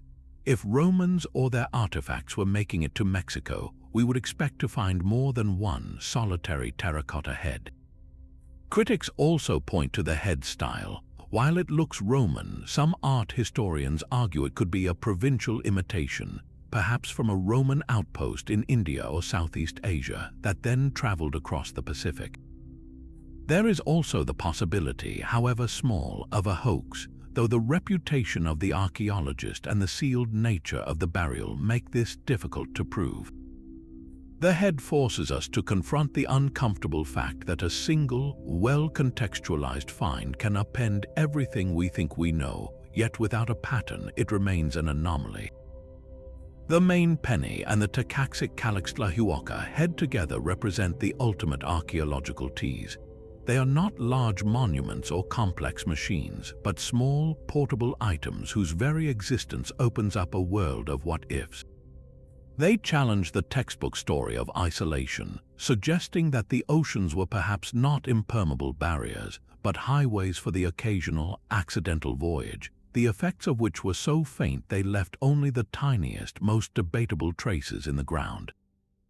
They are reminders that history is written by the winners, but it is also written by the evidence that survives, and sometimes the most fascinating stories are told by the whispers, not the shouts. These two artifacts, one a sacred cloth and the other a seemingly prophetic map, plunge us directly into the heart of a different kind of mystery, not a question of purpose or use, but a fierce, modern scientific battle over their very authenticity. Both have been subjected to the most advanced analytical techniques we possess, and yet both remain stubbornly enigmatic, their true origins shielded by a fog of contradictory evidence and passionate belief. First, we have the Shroud of Turin, a length of linen cloth that has been one of Christianity's most revered and disputed relics for centuries. It bears the faint, straw-colored imprint of a man who appears to have suffered crucifixion, complete with wounds on the wrists and feet, a puncture in the side, and what looks like lacerations across the back consistent with Roman flagellation. For believers, this is the actual burial shroud of Jesus of Nazareth, a divine relic that somehow captured his image at the moment of resurrection. The central, burning question has always been, how was this image formed? It is not a painting. No pigments have been found embedded in the fibers. The coloration resides only on the very topmost microfibers of the linen threads, a characteristic that has proven impossible to replicate perfectly with any known artistic technique from any era.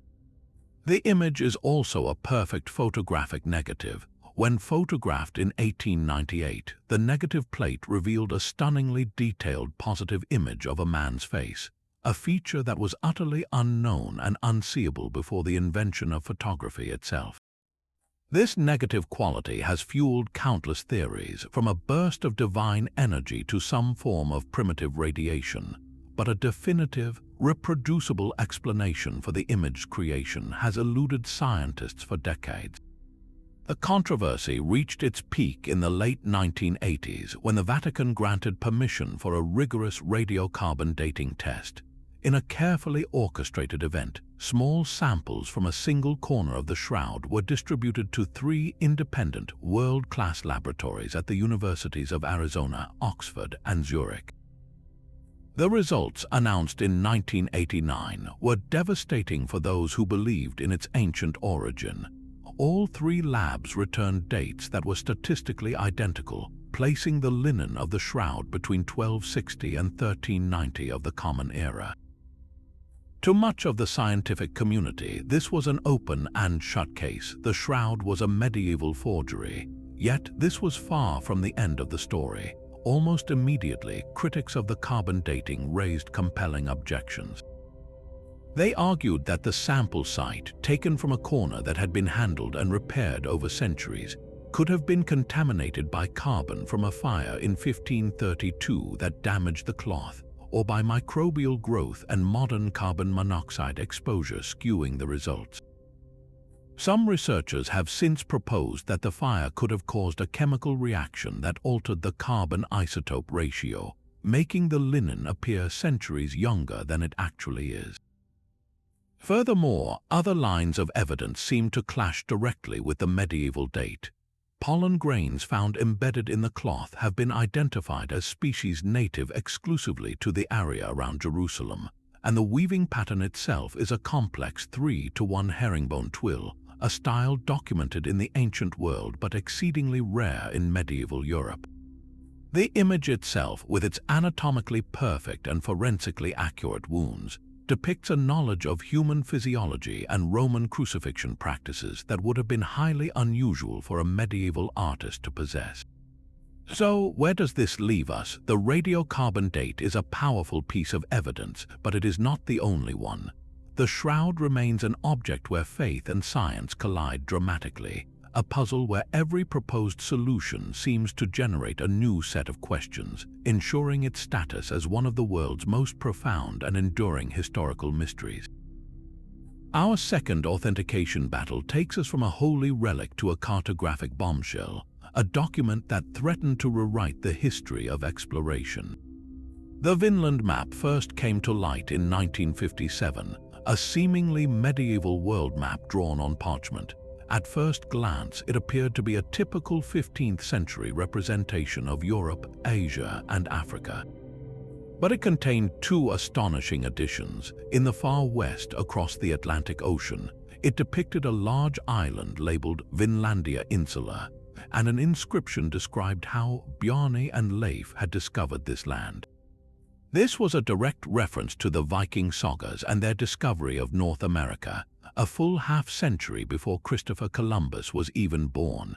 If authentic, the map was revolutionary proof that knowledge of the New World existed in Europe prior to Columbus's famed voyage.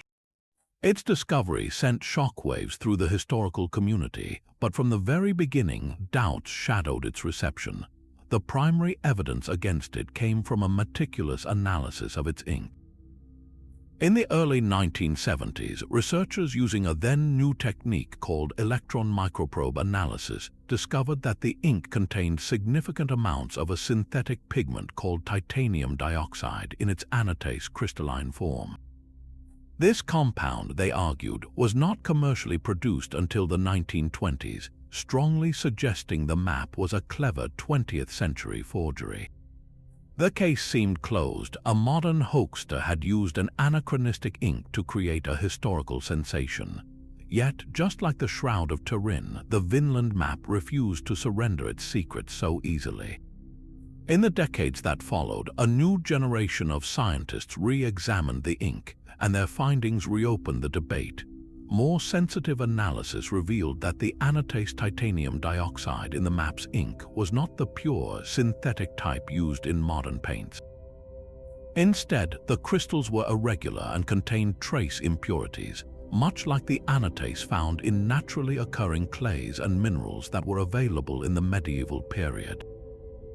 Researchers demonstrated that medieval scribes could have created their ink by grinding up these iron gall recipes with mineral impurities, inadvertently introducing tiny anatase crystals. Furthermore, a 2002 study of the map's parchment using carbon dating placed it between 1423 and 1445, perfectly consistent with the map's purported mid-15th century origin. This finding was critical. It meant the parchment itself was genuinely medieval. The question then became, was the map drawn on an old, blank piece of parchment in the 20th century, or was the drawing itself contemporaneous with the parchment? The most recent analysis, published in 2018, added another fascinating layer. A team using sophisticated spectroscopic techniques claimed to have found that the ink was actually composed of a simple iron gall formula, and that the previously detected titanium was present only in trace amounts within a calcium sulfate compound that exists throughout the parchment as a naturally occurring impurity. They argued that the earlier detection of anatase was a misinterpretation, and that the map's ink is, in fact, completely consistent with a medieval origin. So we are left with a scientific stalemate. On one side, respected researchers point to the anatase as a definitive marker of a modern forgery. On the other, equally credible scientists argue the anatase is a red herring, a natural contaminant, and that the carbon-dated parchment and iron gall ink point toward authenticity. The Vinland map, therefore, is more than just a drawing. It is a battlefield for analytical chemistry, where every new instrument and technique can potentially tip the scales.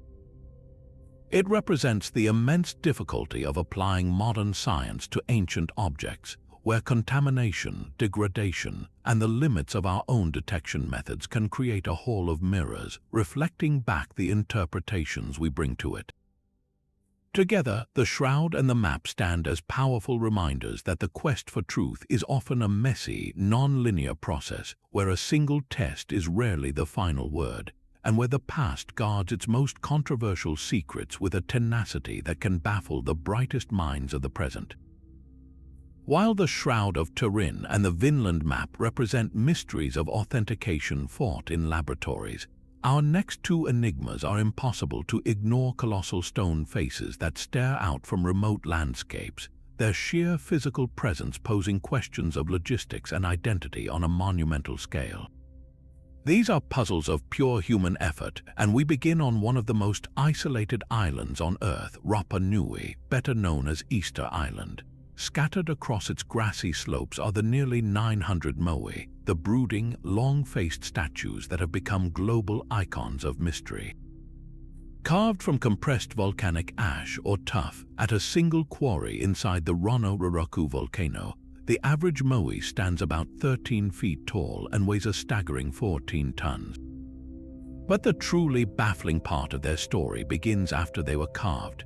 The journey from the quarry to their final coastal perches, known as ahu, could be as long as 11 miles. For a society with no wheels, no draft animals, and no metal tools, moving a multi-ton block of stone across rugged terrain seems like an impossible task. The question of how they did it has spawned a century of experimentation and debate, with several compelling theories emerging.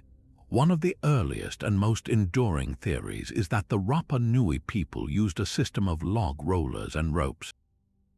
In this scenario, hundreds of islanders would have levered a statue onto a bed of logs, and then, pulling with ropes, rolled it slowly across the landscape, constantly moving logs from the back to the front.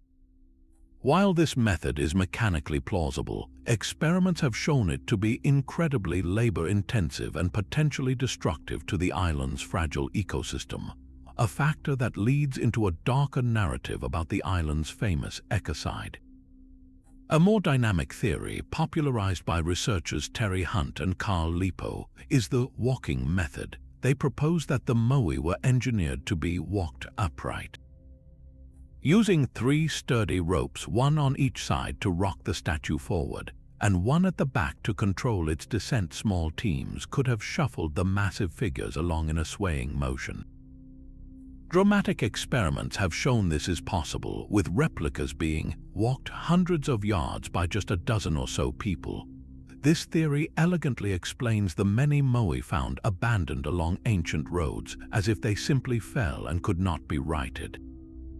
However, skeptics point to the immense stress this would place on the statue's bases, often causing them to snap, a damage not always seen on the ancient figures themselves. Perhaps the most convincing theory combines elements of both. Archaeologists like Joanne van Tilburg have conducted extensive experiments suggesting the islanders used a sledge and track system called a miro manga iua. In this method, the moai was laid prone on a wooden sledge, which was then pulled along a path lubricated with sweet potatoes to reduce friction. This method requires a large, coordinated workforce but is demonstrably effective and less damaging to the statues. Yet, the mystery doesn't end with transportation. Once at the ahu, the moai then had to be erected. This was likely achieved by slowly building a stone and earth ramp under the statue's face, then levering it upward incrementally until it slid into its final position on the platform. Finally, the most visually striking feature of the moai, their white coral eyes with red scoria pupils, were only inserted once the statue was standing, an act that was believed to bring its spiritual power or mana to life. The story of the moai is therefore not just one of engineering, but of profound communal faith, a society pooling its entire resources to raise these stone giants as conduits to their divine ancestors, an effort so all-consuming it may have contributed to the very deforestation that later isolated them. Across the Pacific, in the humid lowlands of ancient Mexico, we find another civilization obsessed with carving massive, stoic faces from stone, the Olmec, often called Mesoamerica's mother culture. Their legacy includes 17 known colossal heads, each one a towering, realistic portrait sculpted from a single basalt boulder. The largest of these, found at the site of La Cobata, weighs an astonishing 40 tons. Unlike the stylized, uniform moai, each Olmec head is utterly unique, depicting an individual with distinct facial features, expressions, and most notably, tightly fitted, helmet-like headgear. These are not generic gods or symbols, they are clearly portraits of specific, powerful people. Basalt, the stone used, is incredibly hard and was not locally available. The nearest source for the heads at the great center of San Lorenzo was in the Tuxtla Mountains, over 60 miles away. Transporting these multi-ton boulders without wheels or animals would have required an immense logistical operation, likely involving rafts for river transport and huge teams of people using rollers and ropes for the overland sections. The core mystery of the Olmec heads is not necessarily how they were moved, but who they represent and what their creation tells us about Olmec society. The prevailing theory is that these are portraits of powerful Olmec rulers. The individualized features, some scowling, some serene, some with distinct ethnic characteristics, strongly suggest they were carved to immortalize specific leaders, perhaps to commemorate their reign, their lineage, or their victories in the ritual bowl game. The elaborate helmets are not military gear, but almost certainly ceremonial headdresses, packed with symbolic meaning denoting the ruler's authority and connection to the spirit world. The sheer effort required to produce just one of these heads implies a society with a highly stratified social structure. A ruler had to command not only the artisans and sculptors with the skill to carve the hard stone, but also the hundreds, if not thousands, of laborers needed to quarry and transport the basalt boulder from dozens of miles away. This points to a centralized authority with the power to mobilize a significant portion of the population for a single, non-subsistence project. This interpretation of the heads as ruler portraits is powerful, yet it leaves tantalizing questions unanswered. Could they instead represent deified ancestors watching over the living from their stone perches? Or perhaps they portray legendary ball players, heroes of a game that was far more than sport, but a ritual reenactment of cosmic battles with life and death stakes. The fact that many of the heads were deliberately mutilated and buried in ancient times adds another layer of intrigue. Were they desecrated by invading enemies or ritually killed by the Olmec themselves at the end of a ruler's dynasty to neutralize their power? The Olmec heads, like the Moai, are monuments to power but of a different kind. The Moai represent a communal effort to connect with ancestral spirits, their gaze turned inward to protect the island. The Olmec heads, in contrast, are intensely personal and political. They are the stone biographies of a lost elite, their stern, individualized faces asserting a very human authority that laid the foundation for all the complex civilizations that would rise and fall in Mesoamerica for centuries to come. Together, these two sculptural traditions show us the universal human drive to make a mark on the world in stone, one through a collective spiritual endeavor, the other through the aggrandizement of individual power, both leaving behind a legacy of questions as heavy and enduring as the stone from which they were carved. As we near the end of our journey through these ancient enigmas, we arrive at a pair of final artifacts that perfectly encapsulate the core tension at the heart of this entire investigation: the struggle to interpret the past through our own modern lens. These last two mysteries, one carved in monolithic stone and the other cast in precious gold, challenge us to decide whether we are seeing sophisticated spiritual symbolism or the scattered blueprints of a lost technological age. First, we travel to the high, windswept Bolivian Altiplano, to the ruins of the ancient city of Tiwanaku. Here, standing alone and seemingly out of place, is the Gate of the Sun. This is not a complex mechanism or a cryptic manuscript. It is a single, breathtaking piece of architecture, a massive archway carved from a single block of andesite stone weighing an estimated 10 tons. The gate is utterly magnificent, but it is also profoundly incomplete. It stands today in a location where it doesn't align with any remaining walls, a colossal doorway leading nowhere, which immediately suggests it was either moved from its original setting or that the structure it was once part of has been completely obliterated by time. The true mystery of the gate is etched across its surface in a stunningly intricate and complex frieze. The central figure is a majestic, imposing deity, often identified as the staff god, who holds a vertical staff or scepter in each hand. His head is surrounded by a radiating halo of 24 rays, each one ending in either a human face or a condor's head. This central god is flanked by 48 smaller, winged figures, 32 with human faces and 16 with condor heads, all arranged in 3 rows and appearing to run toward the central deity in a posture of reverence or submission. The entire composition is a masterwork of Andean art, but its meaning is a locked vault. there are no written records from the Tiwanaku civilization to explain what we are seeing.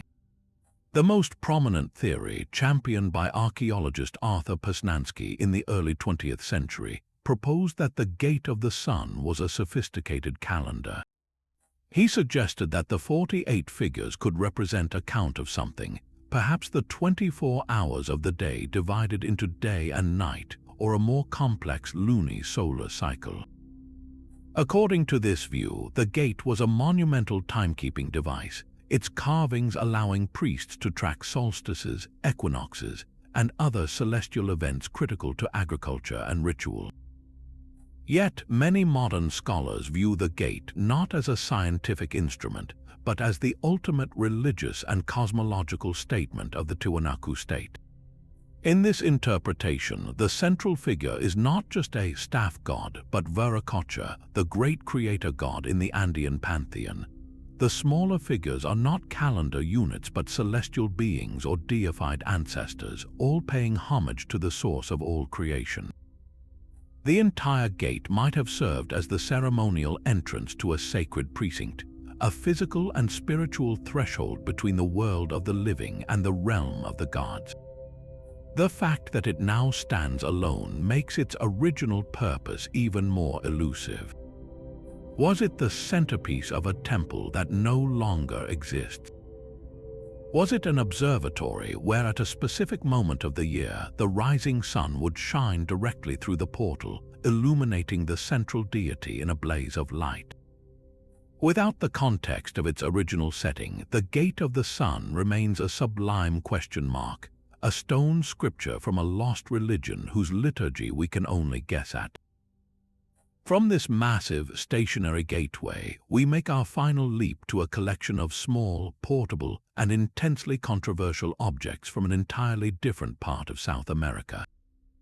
Discovered in a grave in Colombia and dating to around 1,000 years ago, the Quimbaya artifacts are a collection of over 100 small gold objects created by the Quimbaya civilization. To the untrained eye, many of these artifacts look astonishingly like modern aircraft. They have streamlined, fuselage-like bodies, delta-shaped wings set midway down the body, and distinct vertical tail fins. They are so visually compelling that when these objects were displayed in a museum in Germany decades ago, a group of aeronautical engineers and model builders became fascinated by them. They constructed precise, scaled-up models of several of the airplanes, and to the astonishment of many, these models not only flew, but they flew exceptionally well. When fitted with propellers and jet engines for demonstration, the gold object's shapes proved to be aerodynamically stable, capable of performing complex maneuvers without stalling. This experiment launched the extraordinary theory that the Quimbaya people had somehow observed, or perhaps even possessed, advanced aviation technology, and that these gold pieces were stylized models of real aircraft. This captivating narrative, however, runs directly into the wall of mainstream archaeological interpretation. Experts in pre-Columbian art unambiguously identify these objects as highly stylized representations of animals native to the region. Look closely and the fuselage transforms into the segmented body of an insect or the sleek form of a bird. The wings are the creature's actual wings and the tail fin is its tail. Many of the artifacts clearly depict eyes, beaks, and other zoological features that anchor them firmly in the natural world. The Quimbaya were master goldsmiths renowned for their abstract and symbolic art. They frequently produced pendants and votive offerings in the shapes of birds, bats, fish, and insects, often exaggerating certain features for aesthetic or spiritual effect. What we see as a jet intake might be the exaggerated pouch of a pelican. What we interpret as a vertical stabilizer could be the stylized tail feathers of a bird in flight. The fact that the models fly is not, according to this view, proof of ancient aviation, but a simple consequence of biomimicry. The Quimbaya artisans, like nature itself, arrived at a shape that is inherently aerodynamic because that is the shape that flies best in nature. Birds and insects have been perfecting these forms for millions of years. It is no surprise that a gold object modeled on a flying creature would also be capable of flight. This final confrontation between these two perspectives is the perfect note on which to conclude our exploration. The Gate of the Sun and the Quimbaya artifacts represent the two poles of ancient mystery. One is a monumental, public declaration of faith and power, whose meaning is lost because the culture that built it left no written key. The other is a small, personal object whose form is clear but whose inspiration is fiercely debated. Do we see the Gate of the Sun as a complex calendar or as a sacred portal? Do we see the Quimbaya objects as stylized birds or as evidence of impossible technology? The answer often depends less on the object itself and more on our own willingness to let the past be strange and different, to accept that our ancestors' greatest achievements might have been in realms of spiritual understanding and artistic expression that we have since marginalized, rather than in a technological race that mirrors our own. These 25 artifacts, in all their baffling glory, are not just puzzles to be solved. They are invitations to wonder, to question, and to remain humble in the face of the vast, untold stories of human ingenuity that still lie buried, waiting for their secrets to be rediscovered. Faced with silent stone and cryptic metal, how do we finally hear the whispers of the past? When ancient texts are absent and purpose is lost, one field of study has stepped in to bridge the gap, not with theories, but with sweat, muscle, and tangible trial and error. This is experimental archaeology, a discipline where the laboratory is a quarry, the tools are replicas of ancient ones, and the ultimate goal is to resurrect lost technologies by physically doing what our ancestors did. It's a field built on a powerful, simple philosophy. To understand how an object was made or used, you must try to make it and use it yourself, constrained only by the materials and knowledge available at the time. This hands-on approach has taken mysteries that seemed impenetrable and, if not completely solved them, has at least illuminated the sheer scale of human ingenuity required to create them. Consider the monumental moai of Easter Island. For generations, the question of how these multi-ton statues were transported miles across the island without wheels or large animals was a source of near-mythical speculation. Then experimental archaeologists stepped in. One of the most dramatic and publicized experiments came from researchers Terry Hunt and Carl Lipo, who proposed the radical walking theory.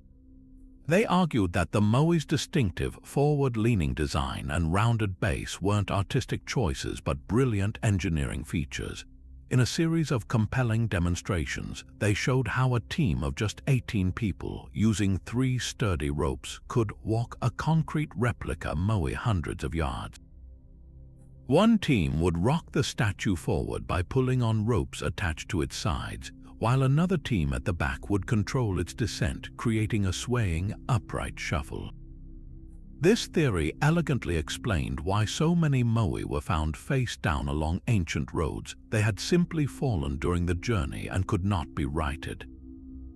Yet, this method is not without its critics. Other archaeologists, like Joanne van Tilburg, have conducted equally rigorous experiments with a different approach. Her team, working with the local Rapa Nui community, demonstrated that a prone moai could be moved efficiently on a wooden sledge or ladder, pulled along a track lubricated with sweet potatoes. This method, while requiring a larger workforce, is less stressful on the statue's structure and aligns with local oral traditions. These competing experiments prove there may not have been one single right way. Different methods might have been used for different statues or terrains. The real revelation is not a definitive answer, but the realization that the Rapa Nui possessed a profound, practical understanding of physics and logistics that allowed them to achieve what looks to our modern eyes like an impossible feat. This same spirit of practical inquiry has been applied to the most iconic ancient structure of all, the Great Pyramid of Giza. For centuries, theories about its construction ranged from ramps that spiraled around the outside to elaborate internal machines. Experimental archaeology has cut through this speculation with brute force experiments. One of the most famous was led by archaeologist Mark Lehner and stonemason Roger Hopkins. They attempted to build a small-scale pyramid using only copper chisels, stone dolerite hammers, and wooden levers, with a workforce of about a dozen.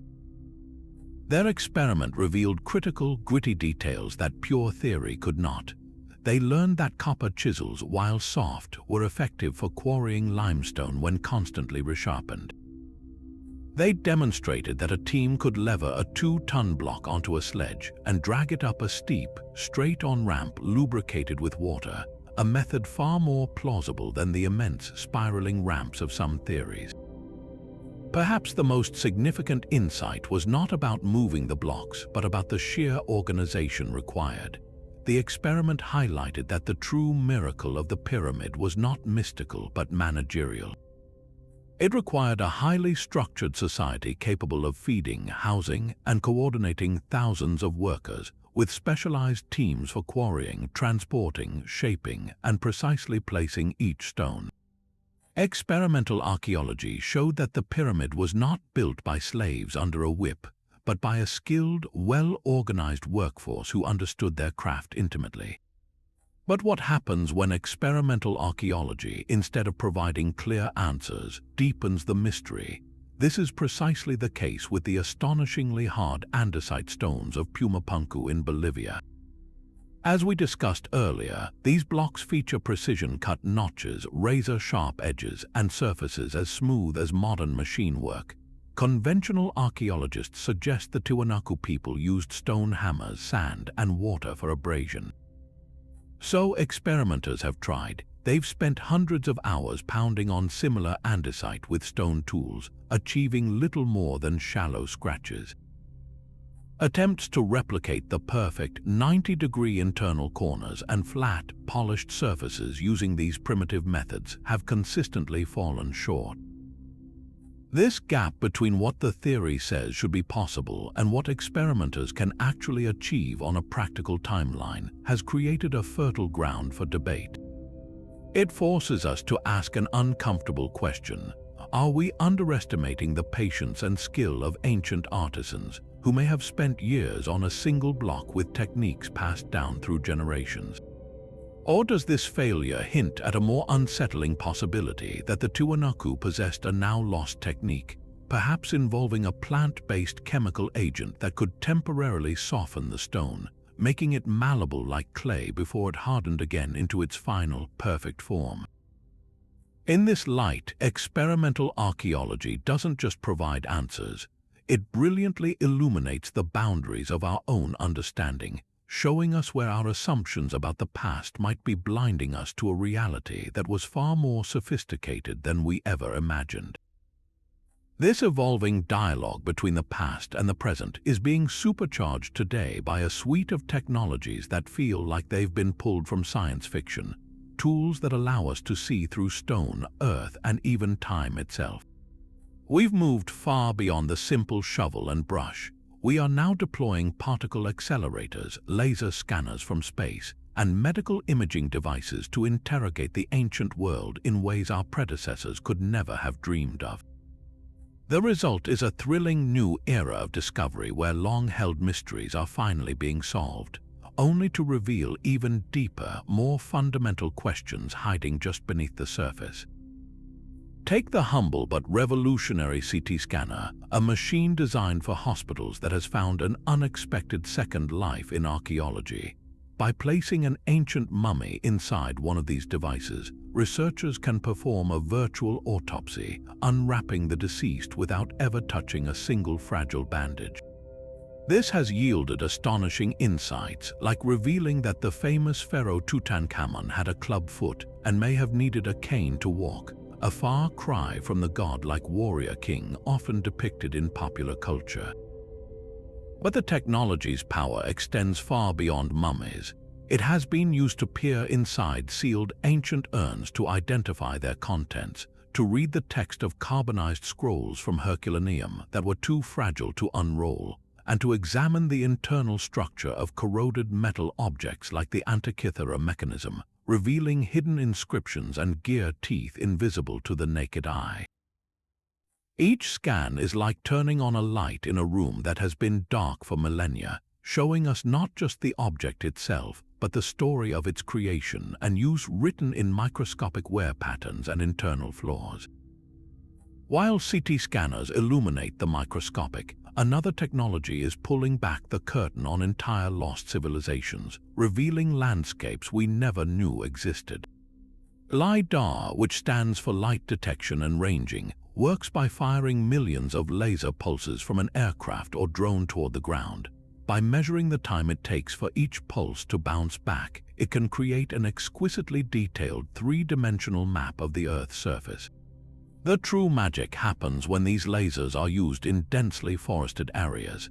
They can penetrate the leafy canopy to map the bare ground below, digitally stripping away the jungle to expose the ghostly footprints of ancient cities.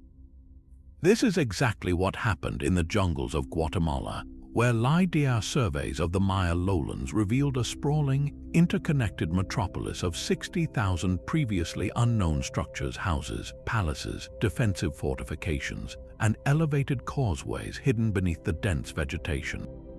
This single technological leap utterly transformed our understanding of the Maya, showing they supported populations in the millions and engineered their landscape on a colossal scale. What we once thought were isolated ceremonial centers were, in fact, the bustling downtowns of a vast, sophisticated civilization. Perhaps the most powerful and paradoxically humbling tools in this new arsenal are particle accelerators like the synchrotron. These massive, ring-shaped machines accelerate subatomic particles to nearly the speed of light, and when these beams are directed at a tiny sample of an ancient artifact, they can tell us virtually everything about its elemental and molecular composition without causing any damage. This isn't just about identifying what something is made of, it's about understanding the entire chain of its existence. Scientists used the synchrotron to analyze the ink on the Vinland map, hoping to settle the authenticity debate once and for all by detecting trace elements that would pinpoint its origin. They have used it to discover the secret recipes of ancient Roman concrete, a material that has lasted 2,000 years while our modern versions crumble in decades. They can even analyze a single speck of pigment from a cave painting to determine its source, tracing ancient trade routes across continents. These tools operate at a scale so minute they can almost hear the whispers of individual atoms, giving us a god's eye view of the material world our ancestors inhabited. Yet, for every mystery these technologies solve, they consistently uncover two more, pushing the horizon of our ignorance ever further back. LiDAR reveals the staggering scale of a Maya metropolis, but it doesn't tell us why such a powerful society collapsed so abruptly. It simply gives us a grander stage upon which the tragedy played out. A CT scan might show us the physical ailments of a pharaoh, but it can't tell us the political intrigue or the personal drama that surrounded his death. We can now read a word inside a sealed scroll, but that word might reference a forgotten god or a lost kingdom we now have to go and find. Technology is the ultimate key, but it opens doors into ever larger, darker rooms. It provides us with an avalanche of new data. The what, but the why, and the how often remain as elusive as ever, demanding not just better machines, but more creative and nuanced human interpretation. This constant cycle of revelation and deeper mystery is what makes the study of the ancient world so perpetually alive, a field where our tools are not giving us final answers, but are instead providing us with ever sharper questions. But after exploring so many incredible objects that defy easy explanation, we have to pause and ask a crucial, almost philosophical question. When is a mystery not really a mystery at all? The thrill of the unknown is powerful, but it's equally important to apply a healthy dose of skepticism and a principle known as Occam's razor to our historical detective work. This principle, in its simplest form, suggests that the explanation requiring the fewest new assumptions is usually the correct one. In practice, this means that the most boring, straightforward answer is often the true one, even if it's far less exciting than tales of lost super-civilizations or ancient astronauts. This isn't about dismissing wonder, it's about rigorously searching for the truth no matter where it leads, and that path frequently points toward the immense and often underestimated capabilities of the people who actually lived in the ancient world. Consider the Baghdad Battery we discussed earlier. The idea of 2,000-year-old electricity is undeniably captivating. It sparks the imagination with visions of electroplating workshops in Parthian basements. Yet the skeptical, Occam-friendly view forces us to confront the complete lack of any supporting evidence. No wires, no electrodes, no descriptions of electrical phenomena in texts from the period. The simplest explanation is that this was a sacred scroll jar, its precious contents long decayed, leaving behind a metal interior that we, with our modern frame of reference, can't help but interpret as a battery. The allure of the high-tech past is so strong that we sometimes overlook the elegant simplicity of the mundane explanation. This pattern repeats itself with many so-called mysteries. A significant number arise not from a lack of evidence, but from our own modern biases and a stubborn refusal to grant ancient cultures the credit they deserve for their own ingenuity. We look at the colossal stones of Sacsayhuaman or the Great Pyramid, and our first instinct is to wonder what else must have been at play: forgotten technologies, alien intervention, because we subconsciously believe that people without modern machinery simply couldn't have done it.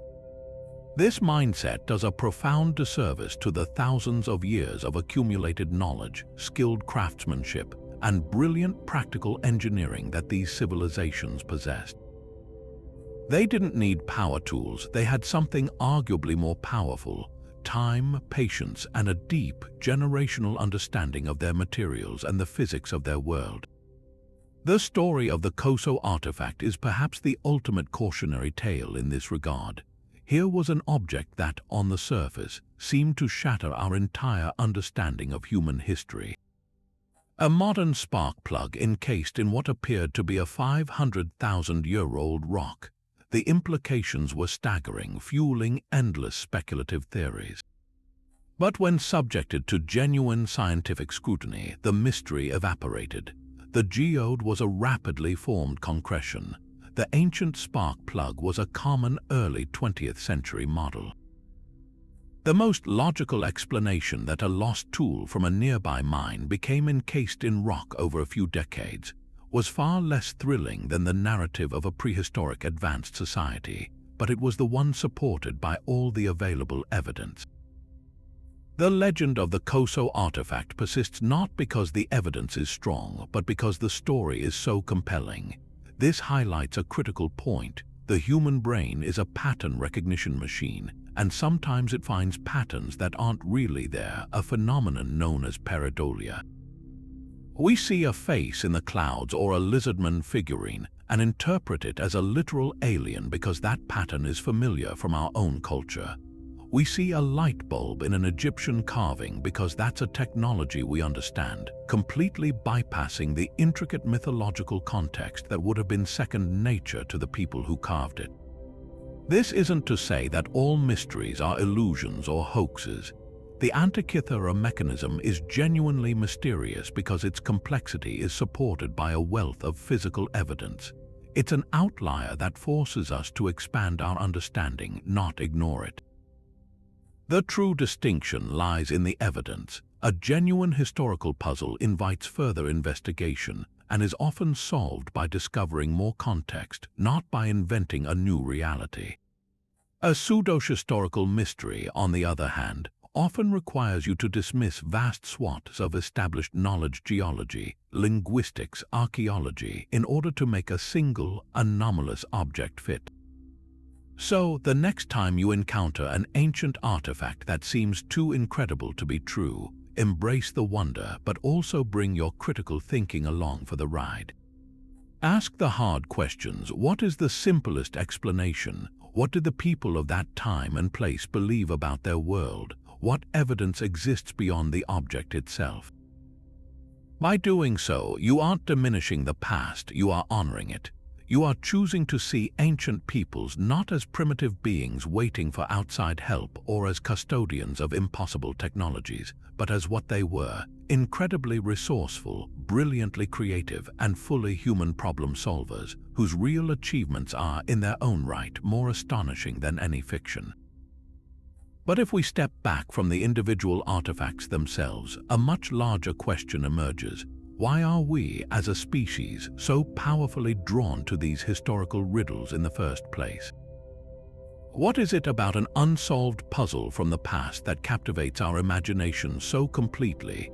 The answer lies deep within our own psychology. Human beings are natural pattern seekers and storytellers. Our brains are hardwired to take scattered pieces of information and weave them into a coherent narrative. When we are presented with an object like the Shroud Disk or the Voynich Manuscript, our minds instinctively rebel against the silence. A blank space in the historical record isn't just an absence of data. It feels like an unfinished story, an unresolved chord in the symphony of human history, and we have an innate, almost compulsive need to provide the missing resolution. This deep-seated desire to solve puzzles and uncover secrets is a fundamental driver of curiosity, and it's this very impulse that transformed our ancestors from hunter-gatherers into scientists and explorers. An ancient mystery represents the ultimate challenge, a locked door that dares us to find the key, promising not just knowledge but the profound satisfaction of discovery. This psychological pull has, in turn, fueled an entire ecosystem of speculation and storytelling, spilling out of academic journals and into our most popular books, films, and television shows. Consider the enduring appeal of franchises like Indiana Jones or Tomb Raider. These stories aren't popular because they offer a realistic portrayal of archaeology. They're popular because they tap directly into our love for adventure and the thrill of the unknown. They transform the painstaking work of sifting through dust into a grand, swashbuckling quest where a single artifact can hold world-altering power. This narrative tradition provides a safe, exciting space for us to engage with history, to imagine ourselves as the brilliant detective who can finally crack a code that has baffled experts for centuries. On a more controversial note, this same desire for grand, unifying answers has given rise to genres like ancient astronaut theory.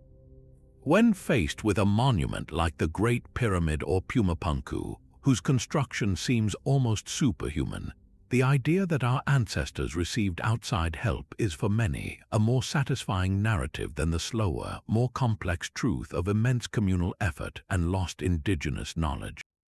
These theories offer a dramatic shortcut, replacing the gradual, often messy accumulation of scientific evidence with a single, spectacular explanation that connects all the dots.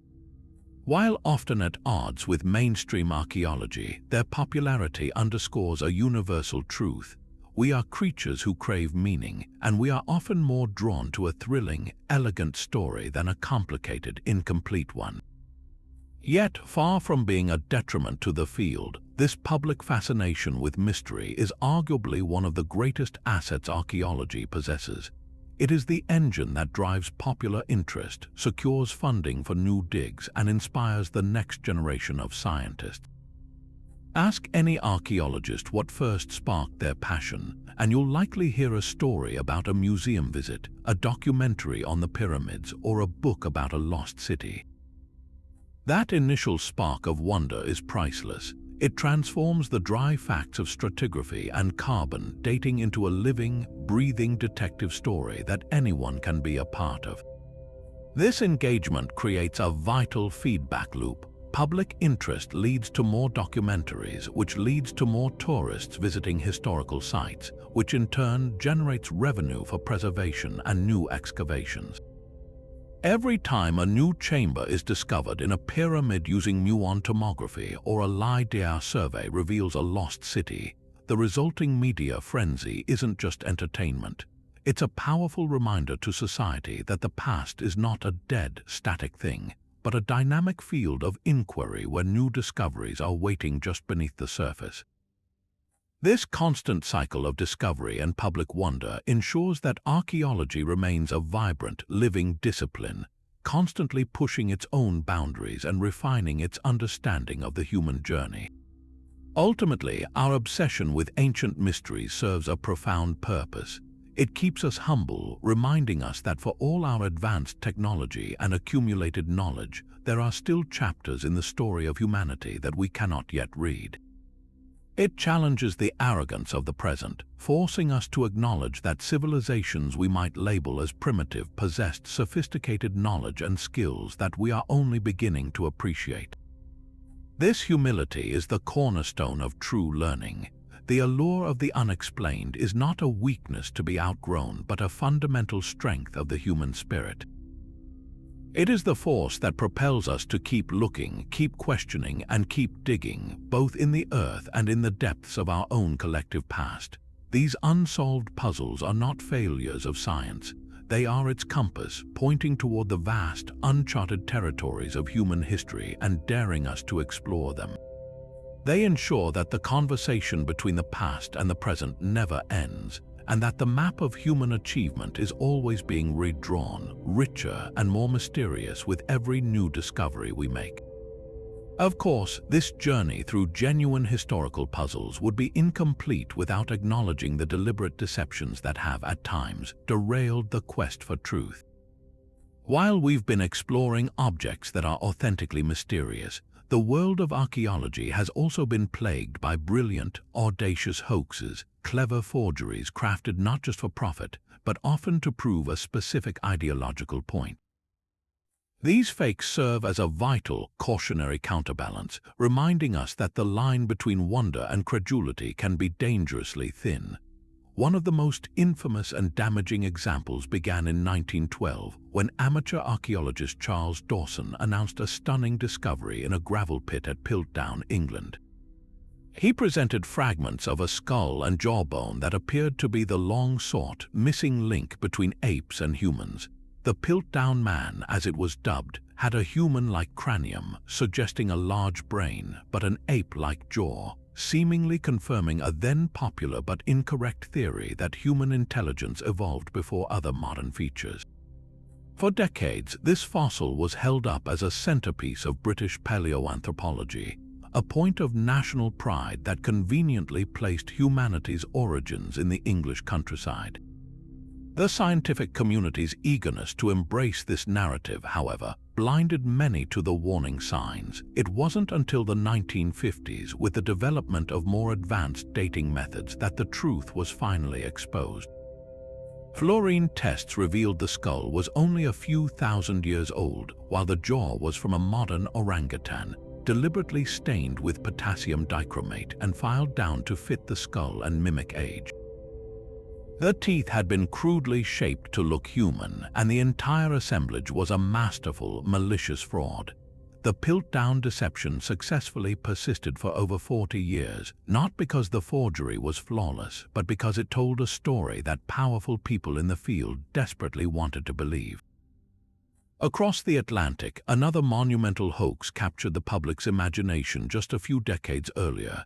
In 1869, workers digging a well on a farm in Cardiff, New York, unearthed a gigantic petrified man. The Cardiff giant was a sensation, a 10-foot-tall figure of apparent stone that seemed to be a fossilized human from a lost biblical race of giants. Thousands of people paid to see it, and newspapers eagerly debated its origins.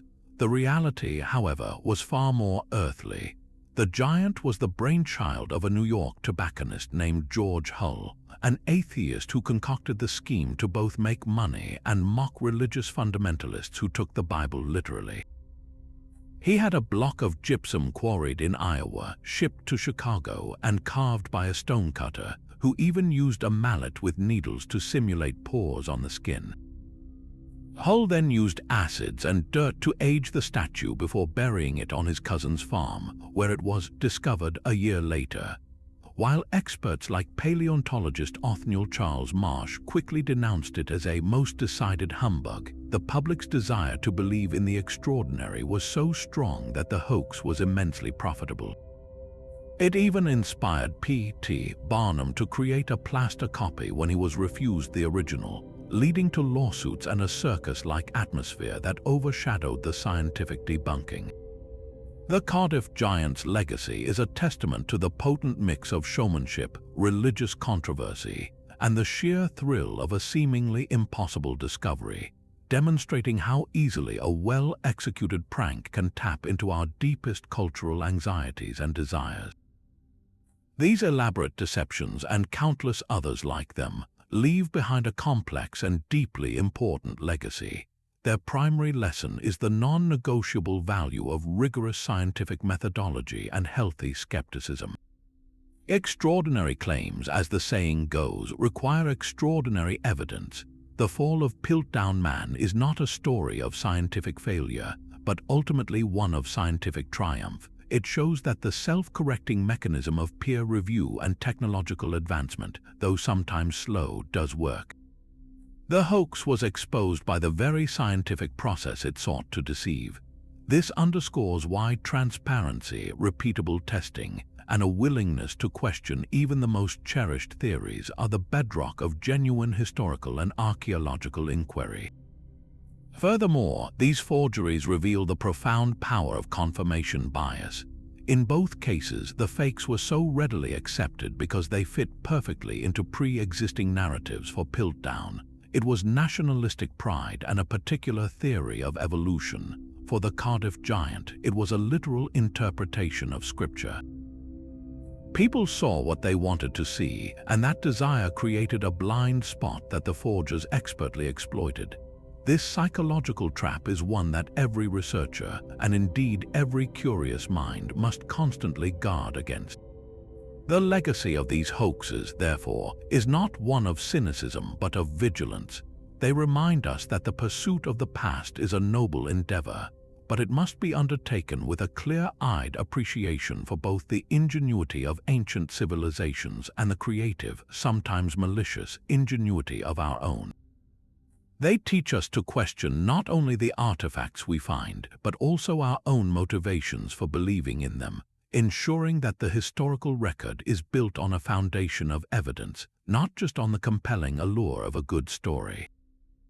Yet for all the enduring enigmas we've explored, the history of archaeology is also filled with triumphant moments of revelation, where persistent detective work has finally shattered the silence of the ages.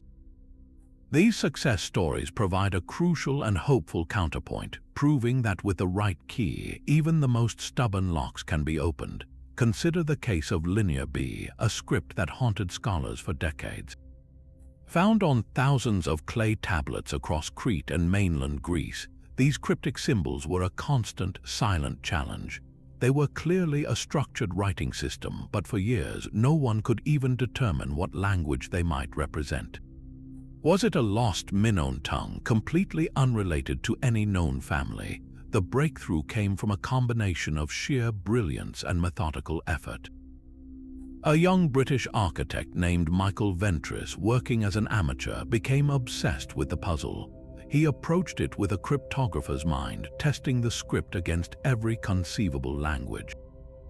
His genius was in a simple but powerful assumption. Perhaps the repeating sign groups on the tablets, often found alongside lists of what appeared to be commodities, were the names of places. He focused on a specific set of characters that appeared frequently, and reasoning from the known distribution of later Greek dialects, guessed they might spell out Knossos, Amnizos, and other ancient Cretan city names. This was the crucial wedge. Once he could assign sound values to a few signs based on these place names, the entire structure began to collapse. To the astonishment of the academic world, the language revealed was not some unknown Minoan dialect, but a very early, archaic form of Greek. The Linear B script was a syllabic system, and the tablets it recorded were not grand historical narratives or sacred texts, but mundane palace inventories, lists of livestock, allocations of grain, and records of chariot wheels. The mystery wasn't about lost magic, it was about Bronze Age bureaucracy. The decipherment, confirmed in the early 1950s, fundamentally rewrote history, proving that Greek-speaking Mycenaeans had indeed taken over the Minoan palaces and adapted their writing system for their own administrative needs. It was a victory that demonstrated how patience, logic, and a willingness to challenge assumptions could illuminate a dark corner of the past, transforming indecipherable marks into a clear window onto the daily life of a long-vanished world. This pattern of solving the seemingly unsolvable extends beyond linguistics to the very purpose of objects that once seemed utterly inscrutable. For generations, archaeologists excavating classical Greek and Roman sites would uncover piles of broken pottery shards, often inscribed with a single name. These fragments, known as ostroka from the Greek word for pottery, were a common find, but their significance was initially unclear. They were too rough and plentiful to be simple garbage. The mystery was finally solved when historians connected these physical objects with written accounts of a fascinating democratic practice, ostracism. Ancient authors like Aristotle described a yearly process in Athenian democracy where citizens would gather in the agora and inscribe the name of a political figure they believed had grown too powerful and posed a threat to the state onto a potsherd. If a minimum number of votes were cast, the individual with the most votes would be sent into exile for 10 years, not as a punishment for a crime, but as a preemptive measure to preserve civic harmony. The piles of ostroka were the literal, physical ballots from these ancient elections. Each shard represented a citizen's voice in the most direct form of political participation imaginable. Some ostroka even contained brief messages alongside the name, like Kalixenos, traitor, showing the personal and passionate nature of these votes.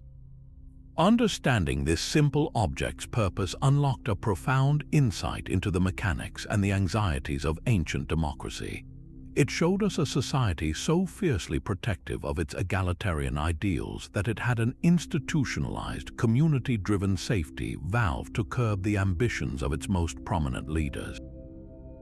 The humble potsherd was transformed from a piece of rubble into a powerful symbol of collective power, a tangible reminder that the will of the people, once written in clay, could topple the mighty. The march of progress continues today, accelerated by the very technologies we discussed earlier. The field of archaeoacoustics, for instance, has given us new ears with which to listen to the past.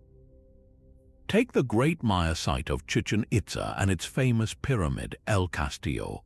For years, visitors and guides had noticed a strange acoustic phenomenon. If you clap your hands directly in front of the grand staircase, the sound that echoes back isn't a simple clap, but a warble that eerily mimics the chirp of the resplendent Quetzal bird, a sacred animal in Maya cosmology. For a long time, this was treated as a neat parlor trick, a curious coincidence of the stone architecture.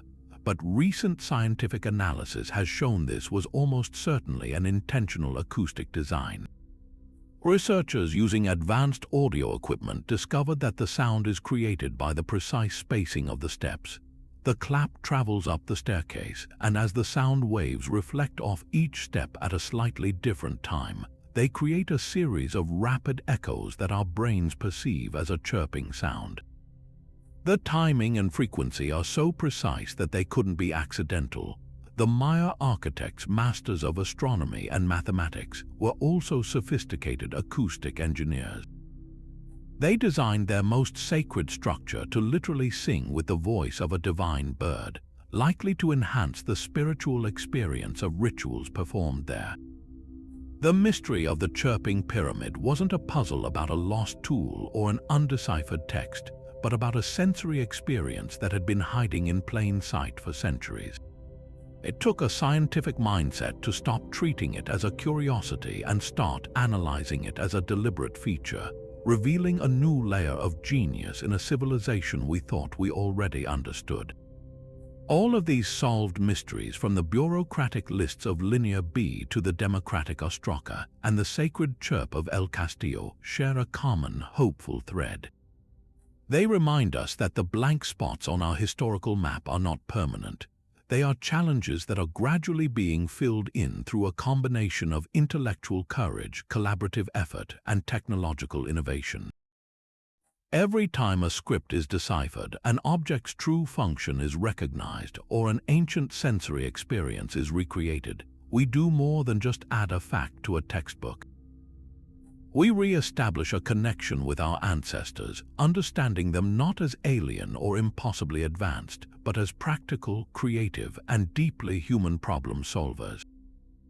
Their solutions, whether in governance, record-keeping, or architecture, continue to speak to us if we only develop the tools and the patience to listen. These successes fuel the ongoing quest, proving that for every artifact that still baffles us, there is another waiting for its moment of revelation, ready to share its long-held secrets with a world that has finally learned how to ask the right question. And so our journey through the echoes of forgotten workshops and silent temples comes to a close for now. From the celestial computer of Antikythera to the impossible stonework of Pumapunku, the 25 artifacts we've explored represent a breathtaking spectrum of human creativity. We've encountered objects of science that mapped the heavens, instruments of ritual that may have summoned gods, and sculptures whose forms continue to defy any single, simple explanation. This incredible diversity is a powerful testament to the many different paths that ingenuity can take. It wasn't a linear march of progress, but a vibrant tapestry of cultures, each solving the unique problems of their time and place with the materials and knowledge they had, leaving behind legacies that range from the pragmatically brilliant to the profoundly spiritual. What unites them all is not a shared technology or a common purpose, but their stubborn refusal to be easily understood, standing as permanent challenges at the borders of our understanding. These enduring enigmas tell us something profound about the nature of human achievement itself. They reveal a drive to comprehend the cosmos, to leave a mark on the world, and to connect with forces greater than ourselves. The Antikythera Mechanism and the Nebra Sky Disk show us ancestors who were not primitive stargazers, but meticulous astronomers and engineers. The Moai of Easter Island and the Olmec heads are monuments to the power of collective will and the human desire to immortalize our leaders and our gods in stone. Yet for every story of success, there is a haunting counter-narrative of loss. The Phaistos disk, alone and untranslated, and the Baghdad Battery, a potential flash of insight that flickered and died, speak to the fragility of knowledge.